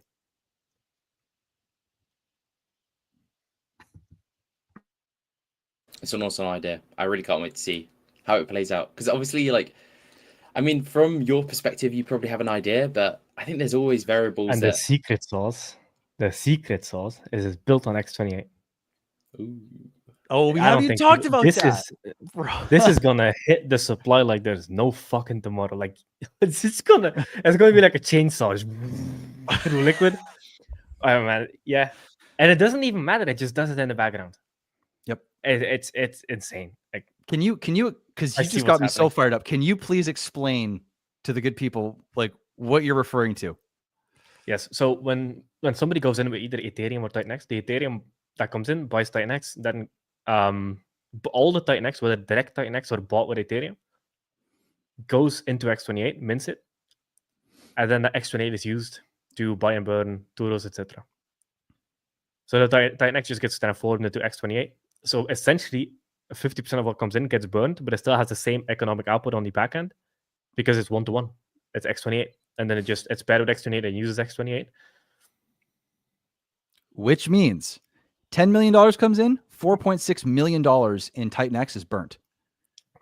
If $100 million comes in, yeah, and this is the thing. It does. Like, here's the thing about this protocol. It doesn't matter if it's right away. If it happens eventually, if $100 million cumulatively comes in over 1, 2, 3, 4 years, that means $46 million in TitanX is burnt permanently. And because it keeps operating, that number could go on and on and on. And because there's always an ROI potentially, that could always be burning in the background. So I love the chainsaw because literally that's what it's going to do. Yep. And the user doesn't even know. Like we spent all this time talking about Turos, and it's just there in the background. Like people don't even need to know. It's just happening. Mm-hmm. Well, then you have something like Taurus and everything else that's feeding this scarcity dynamic of TitanX, right? And at some point, if you've got like all these protocols that are taking chainsaws to the TitanX supply, and then people still have a demand for that TitanX, what is going to happen to the price? Over time, in some way, shape, or form, it's going to have no choice but to start climbing, especially when we are growing adoption and we're bringing new people in, bringing new eyeballs, we're bringing new ETH in. It's just going to be awesome. Even during the stream, we burned 250 billion TitanX during this 3-hour stream. Let's go. Just during these 3 hours. Yep. Damn, we need to do more of these streams because I feel like that we did it. We had an impact. I'm gonna go with that. We were the catalyst. Yeah. Yeah, that was all us. Absolutely. Absolutely. Good job, I guys. agree. Oh man. Well, guys, I mean, this has been freaking awesome. I'm super stoked we can finally do one of these. I think we should do another one. Maybe it'd be cool to do like a weekly stream. I like Sundays. I like after the spaces too, because everyone's kind of already into it. If it works for you guys, it'd be fun to do something like this on Sundays. I'll do Yeah, it. sure. 100%. Yeah. Yeah, we're Sounds good. launching Just next announce it. Sunday. Oh, okay. So we'll get a Stacks launch stream maybe. Yeah, and we can run it all day. Okay. I'll Actually, be How I'll much be time next around. week, then? Okay. I'm realizing next Sunday, I just said that out loud, and I'm gonna have to do the whole takesies backsies thing because I know next Sunday I have stuff going on. But after this Sunday, I would That's love to, fine. even if That's it's another fine. day. Even if it's another day. But I think dude will probably run one on off of Helios YouTube, and then he'll pop in and out as he can, and I'll just probably hang out. So, but yeah, I love it. I love it when we all get together like this. Thank you so much for having us. Really appreciate it. my pleasure. Seriously. Well, guys, I think we should wrap it up. It's been 3 hours of my life that has gone by faster than I ever thought possible. But now, guys and gals that are watching, we're up to almost 1,300 people. Thank you all for being here. I hope you guys are having a blast and learning a ton. I know I did, and I'm really looking forward to getting out, seeing some sunshine. And we'll catch you guys very soon in another stream for more Bill and TitanX protocols, Bill and X28, Madness, and Alpha. We'll see you guys soon. Peace. Thank you guys again for being here. Thank you. Thank you. You. Matrix launching on Tuesday.